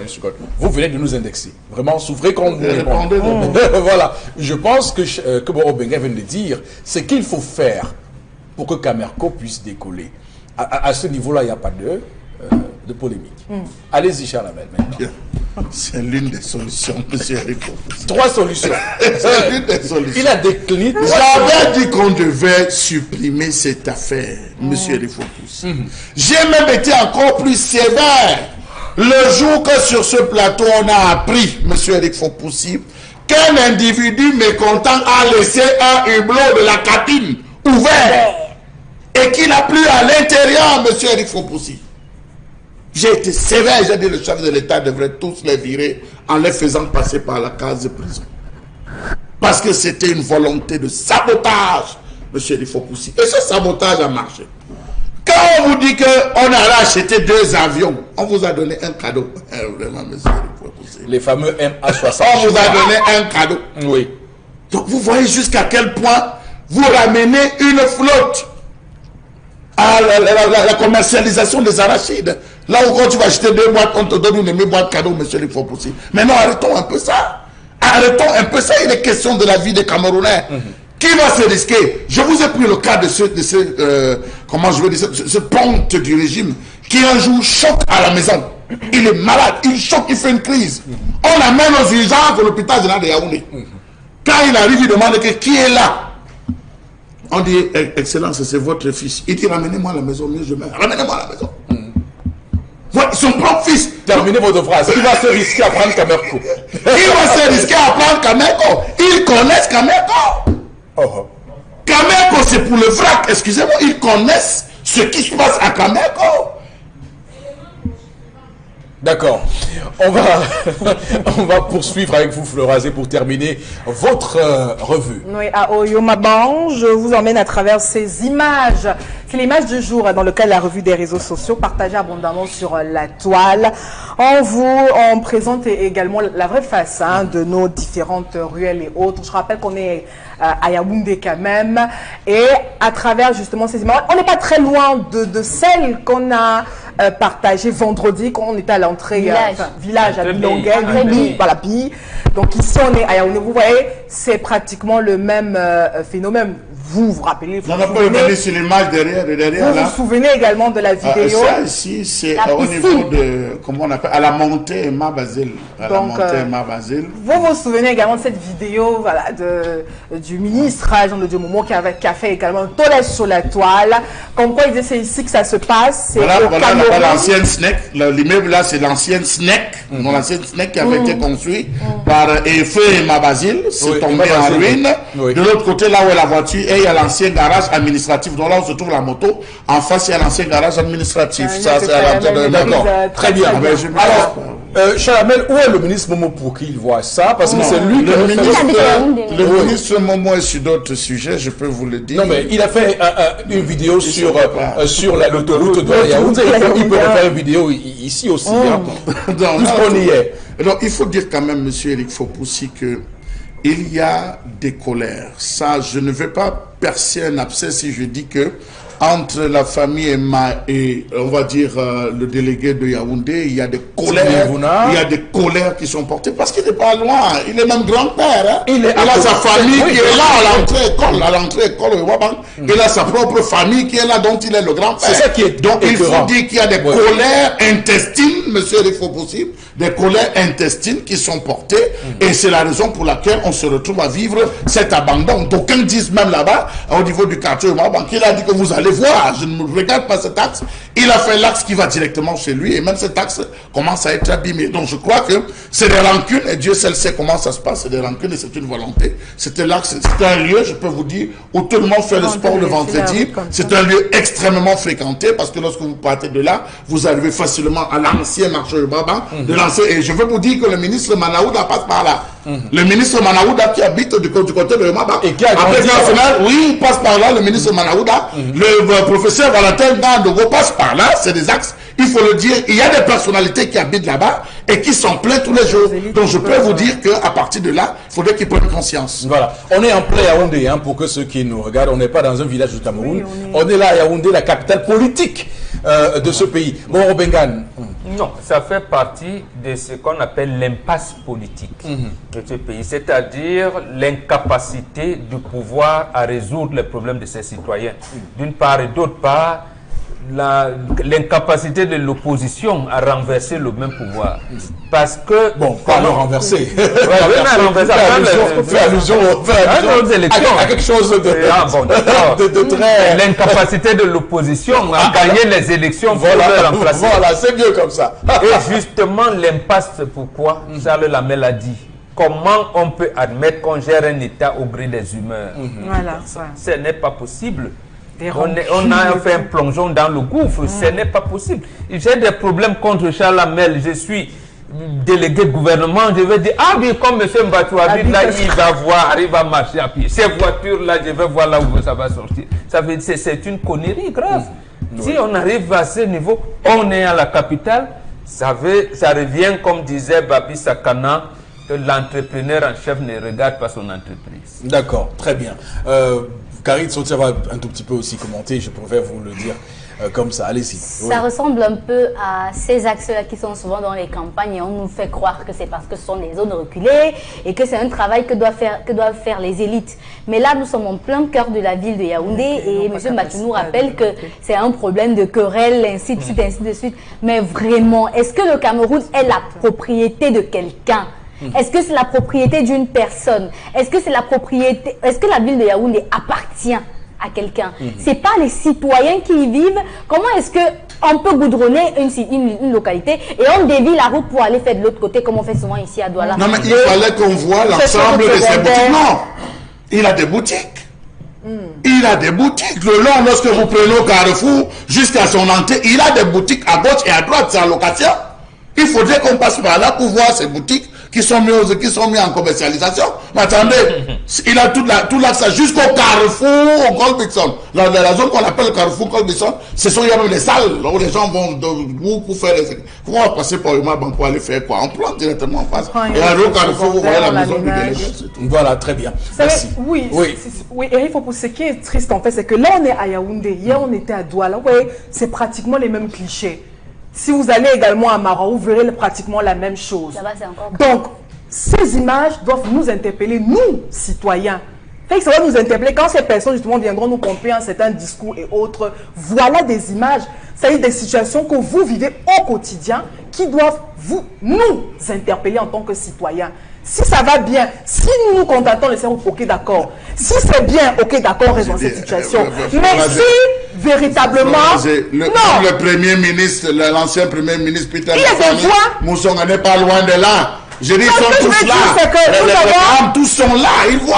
Dans les urnes, nous avons la capacité aussi, à travers nos leaders politiques. Ça veut dire que les délégués de gouvernement sont devenus intouchables. On ne peut même pas leur parler. D'accord. Donc c'est grave. À travers nos leaders politiques, nous pouvons faire changer les choses. Oh, mais vous faites très bien de faire allusion à ces délégués du gouvernement, parce que moi, Magdora ici, c'est pas évident. Alors, on piétine la loi, on fait tout. Ok, d'accord. Merci. On va s'arrêter là pour la revue des réseaux sociaux. On bascule le plateau B où Constilamine est déjà en place. Avec lui, on parle ce matin de Vambio. Oui, c'est la promotion sur notre plateau ce matin. On va lui dire bonjour et surtout bon début de semaine. Constilamine, dois-je également vous souhaiter bon courage pour force aussi pour ce mois du Ramadan qui démarre pour ce jeune. Merci beaucoup Eric. Déjà merci à tous les téléspectateurs de cette émission. Merci à toute l'équipe de l'émission 10-12 le Zénith.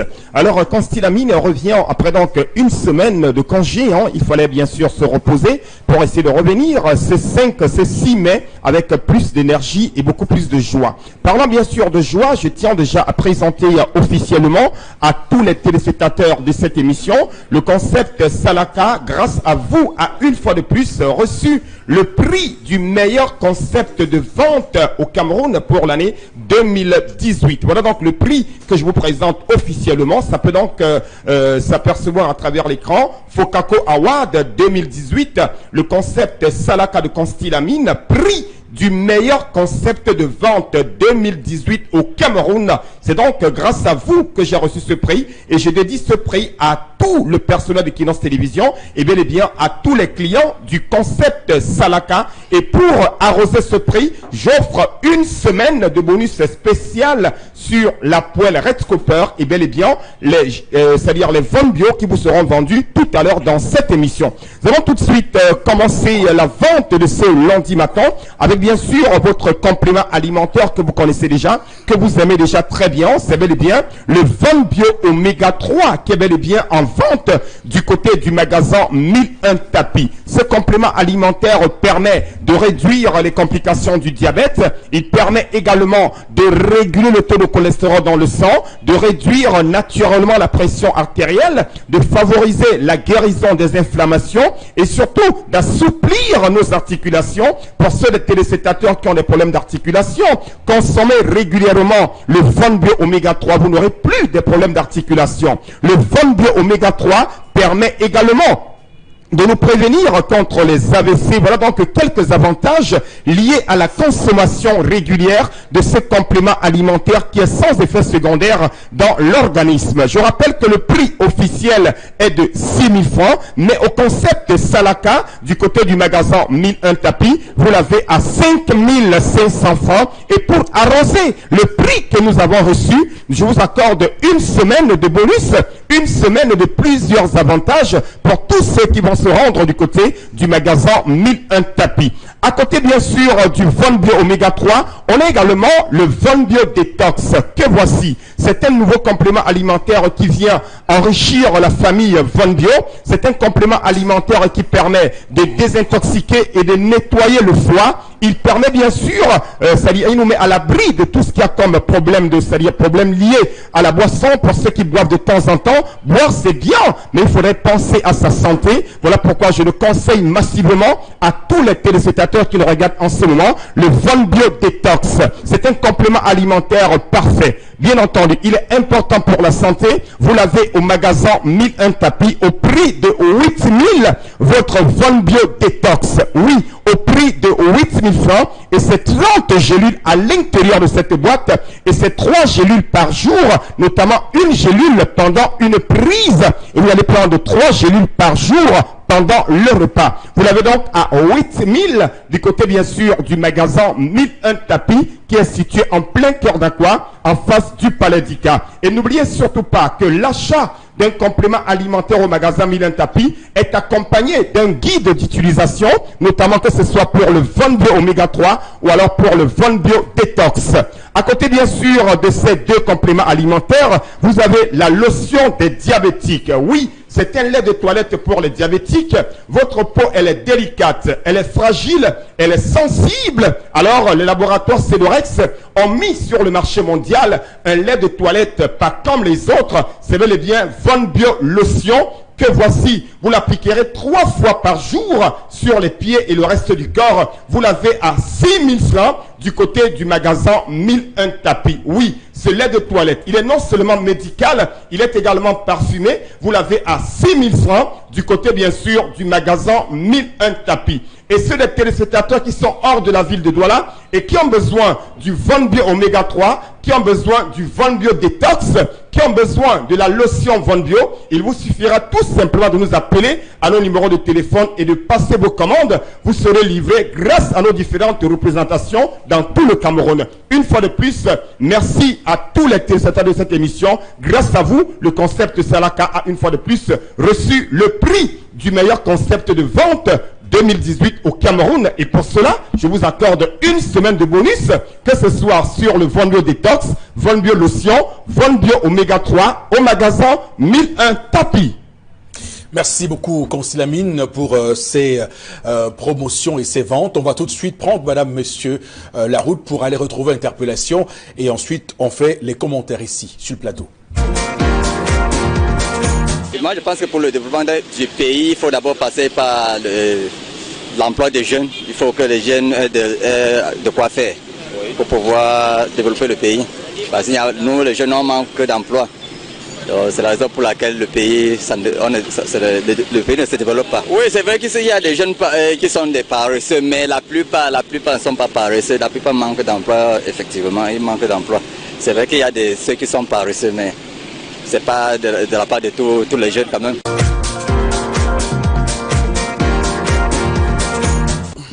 Voilà, pour en parler, ce matin, bon, une petite lecture hein, sur ce qu'a dit le compatriote. Oui, il a raison. Oui. Maintenant, l'État avait une possibilité, une bonne possibilité pour créer des perspectives aux jeunes par la décentralisation à laquelle on fait allusion tout le temps.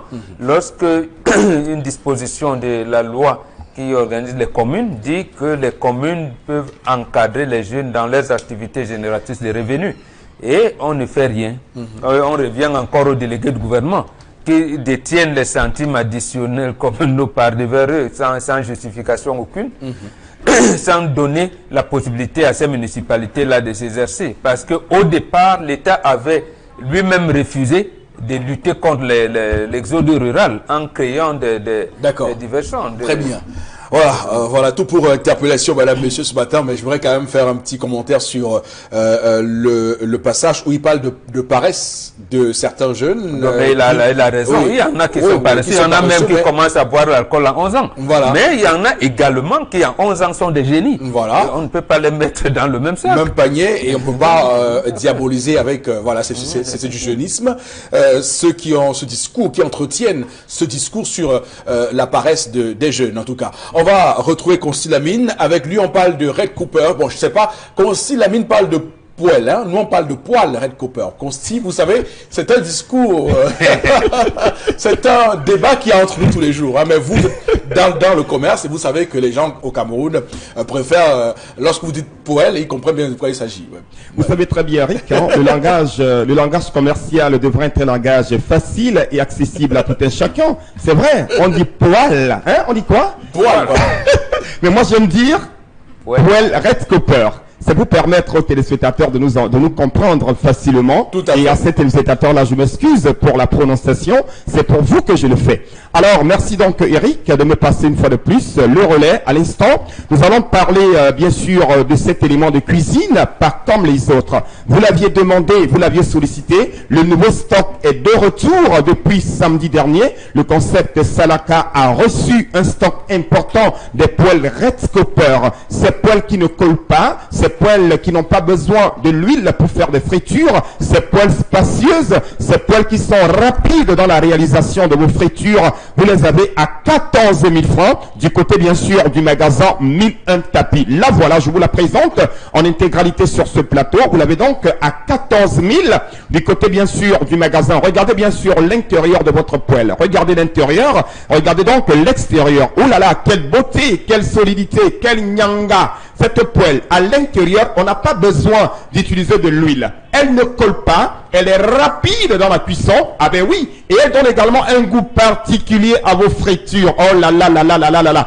Poêle Red Cooper, n'y a mangolo malambo. Nin poêle, et si ma batame. Nin poêle, aussi ma bolane moula. O djanga soui. Mototenye sengalemba katan, angam de tomba, au magasin 1001 tapis. Et ben jana mangolo de moten. Voilà poêle nyabouam. Vous catez 14 000 francs du côté bien sûr du magasin 1001 tapis. Et puisque nous parlons, c'est-à-dire nous arrosons le prix du concept Salaka, vous l'achèterez à moins de 14 000 francs pour ceux qui ont besoin de cette poêle. Je vous rappelle que le prix de promotion est de 14 000 francs, mais durant une semaine, pour arroser le prix que nous avons reçu, vous l'achèterez à moins de 14 000 francs du côté du magasin 1001 tapis qui est situé à Douala, en plein cœur d'Aqua. À côté, bien sûr, de la poêle Red Cooper, vous avez ces gants de cuisine, super gants. Ah ben oui, super gants. Quel est son rôle? Ça joue un rôle important. Ça vous permet d'ouvrir la marmite qui est en pleine cuisson, de retirer les aliments qui sont en pleine cuisson, sans toutefois se brûler. C'est des gants faits à base de silicone.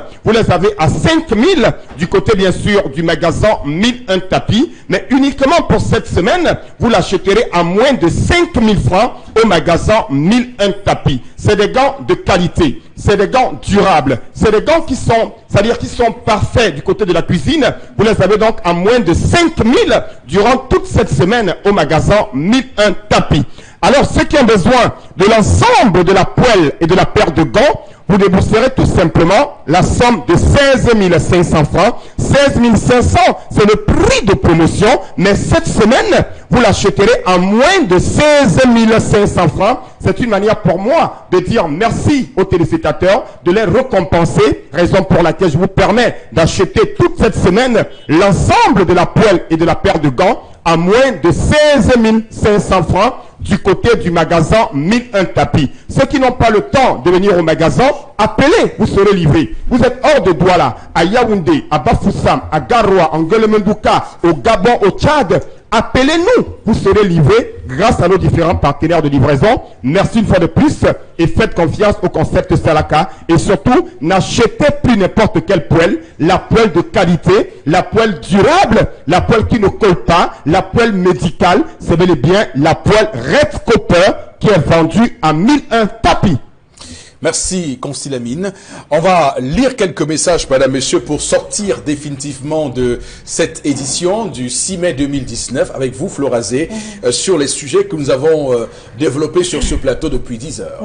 Oui. C'est un témoignage d'un habitant de Yomaban qui dit « C'est mon quartier, vous ne pouvez pas imaginer comment nous souffrons, surtout pour arriver à Mokolo. Quitter du marché, on passe par des pistes de maisons. C'est vraiment déplorable. Autre Achille Fongan qui réagit à ma question. Nous nous posons la question de savoir si nos dirigeants ne sont pas des étrangers, sont tous des étrangers. Autre réaction, c'est vraiment dommage que l'on, enfin, voilà. Alors, dommage cette situation, ces images que vous oui, alors j'ai envie de faire une petite précision et ça je parle sous le contrôle de Charles Hamel et de Moro Bengan sur ce plateau. Alors il y a un discours qui est de plus en plus entendu de la part de ceux qui défendent bec et ongle l'image de marque du Cameroun et qui estiment que nous autres qui montrons ces images, nous sommes en train de ternir notre image à l'étranger. Je rappelle que et qui prennent des exemples sur d'autres pays, notamment en Occident et en Amérique du Nord, où il y a également des images comme ça. Je veux juste dire que nous aussi, on a fait le tour de ces pays-là. Je rappelle que là-bas, ils ont réussi au moins à faire que la normalité soit de bonne route, mais au Cameroun, quand il y a une bonne route, c'est quelque chose de surprenant, c'est l'exception qui confirme la règle. C'est sur votre contrôle que je le dis. Oui, et surtout, sur votre contrôle. Dans ces pays-là, on prête serment. Voilà. Que veut dire un serment? Quand vous dites, je jure devant le Dieu, devant le peuple, que je vais accomplir ceci, et que au bout de 5 ans, la fin de votre mandat, vous n'avez rien fait, on applaudisse, voilà. Parce que c'est pourquoi non. Ça veut dire que vous avez menti à Dieu, vous avez menti à votre peuple et à vous-même. Et par conséquent, vous devez être puni. Voilà. Quelqu'un ne peut pas prêter serment et dire que moi, ma priorité, ce sera les infrastructures routières. Au bout de 7 ans, ne fait rien. On lui ajoute encore 7 ans, ne fait rien. Oh non, mais attendez, ça veut dire qu'en fait, on ne peut pas. Voilà. Je rappelle juste, et qu'il ne faut pas forcément aller à l'Occident ou en Amérique du Nord pour chercher ces exemples. Aller simplement à Kigali, au Rwanda, pour voir ce qu'est une ville, pour voir ce qu'est les infrastructures, pour voir ce qu'est l'aéroport de Kigali. Donc, au final, qu'on cesse de nous rabâcher les oreilles avec un discours tout à fait préparé pour dire qu'on ternit l'image de ce pays. Et pourtant, ceux qui font ce sale boulot sont ceux, évidemment, qui ternissent en réalité l'image du Cameroun. Florazé, allez-y, on vous redonne encore on vous repasse le relais, allez-y. Oui. Un autre témoin, cette route est vraiment lamentable. Il est difficile de circuler. Autre réaction, le ministre ne voit-il pas cet état de route? Notre pays fait vraiment pitié, c'est Aziz qui réagit. Vous parlez de cette, moi ça me fait même rire. On parle à Jack Bowa. Donc vous pouvez parler à Jack Bowa. Peut-être vous parlez, vous avez une vue, c'est la vue de l'homme. Vous avez vu le combat qu'il a eu à mener avec Yoki Onana. Jusqu'à lui dire, vous vous rappelez, jusqu'à lui dire, organiser, arriver et dire que toi tu ne t'assieds pas là. Il aurait fallu une décision. On ne lui parle pas, M. Eric Fopoussi. C'est des rapports de force. Moi, je crois, M. Eric Fopoussi, que c'est une volonté d'assassinat politique, d'assassinat collectif des populations. Il n'y a pas que cela. Lorsque vous prenez cette rue, vous vous retrouvez au carrefour, vous traversez par ce qu'on appelle Cité Mbia. La Cité Mbia, vous arrivez en Colbisson, il y a le lycée technique de Colbisson, il y a l'ancien CS devenu lycée, il y a l'IRAD aujourd'hui que vous pouvez découvrir. Je dis cet axe est un axe majeur. L'abandonner, c'est démontrer qu'on est contre le développement. Que fait donc le maire de Yaoundé 7? Que fait le maire de Yaoundé 7? Il faudrait que le maire de Yaoundé 7 se lève comme Gustave Ebanda et à Douala pour dire je suis obligé de boucher les routes parce que j'attendais du délégué, il n'a rien fait. D'accord, très bien. Même si là encore, on peut s'interroger sur les réelles motivations de Gustave Ebanda lorsqu'il se lève à la dernière minute. On pourra aussi... à la dernière minute. J'ai pris cet exemple. Non, parce que... J'ai pris cet exemple pour dire que le maire de Yaoundé 7 peut le faire. Je fais juste... Je complète ce que vous avez dit, merci. Charles Amel, pour dire que oui, évidemment, il a fait Gustave Ebanda, mais on se souvient qu'il a eu le temps de faire tout ça avant. Hein, donc attention, de venir tromper. On sait qu'on est à la veille des élections et que beaucoup veulent se faire élire. Ça personne n'a pas... Je suis d'accord, mais je dis, monsieur, il faut aussi que ça devait être aussi une émulation qui pouvait provoquer sur le maire de Yaoundé 7. De dire que, ok, je le dis à haute intelligible voix, il ne fout rien, et je m'en vais le faire pour ne pas pénaliser les populations. On va lire, Florazé. Alors c'est bien d'avoir de vivre cette réalité, cette vérité sur la gestion du patrimoine public par le gouvernement. D'accord, merci. On va arrêter là, pas autre. On va arrêter là pour ce matin. Merci à tout le monde sur ce plateau. On se retrouve demain pour un nouveau numéro du 10-12 le CD. Madame, monsieur, passez une belle journée sur Equinox Télévision. Que Dieu bénisse le Cameroun.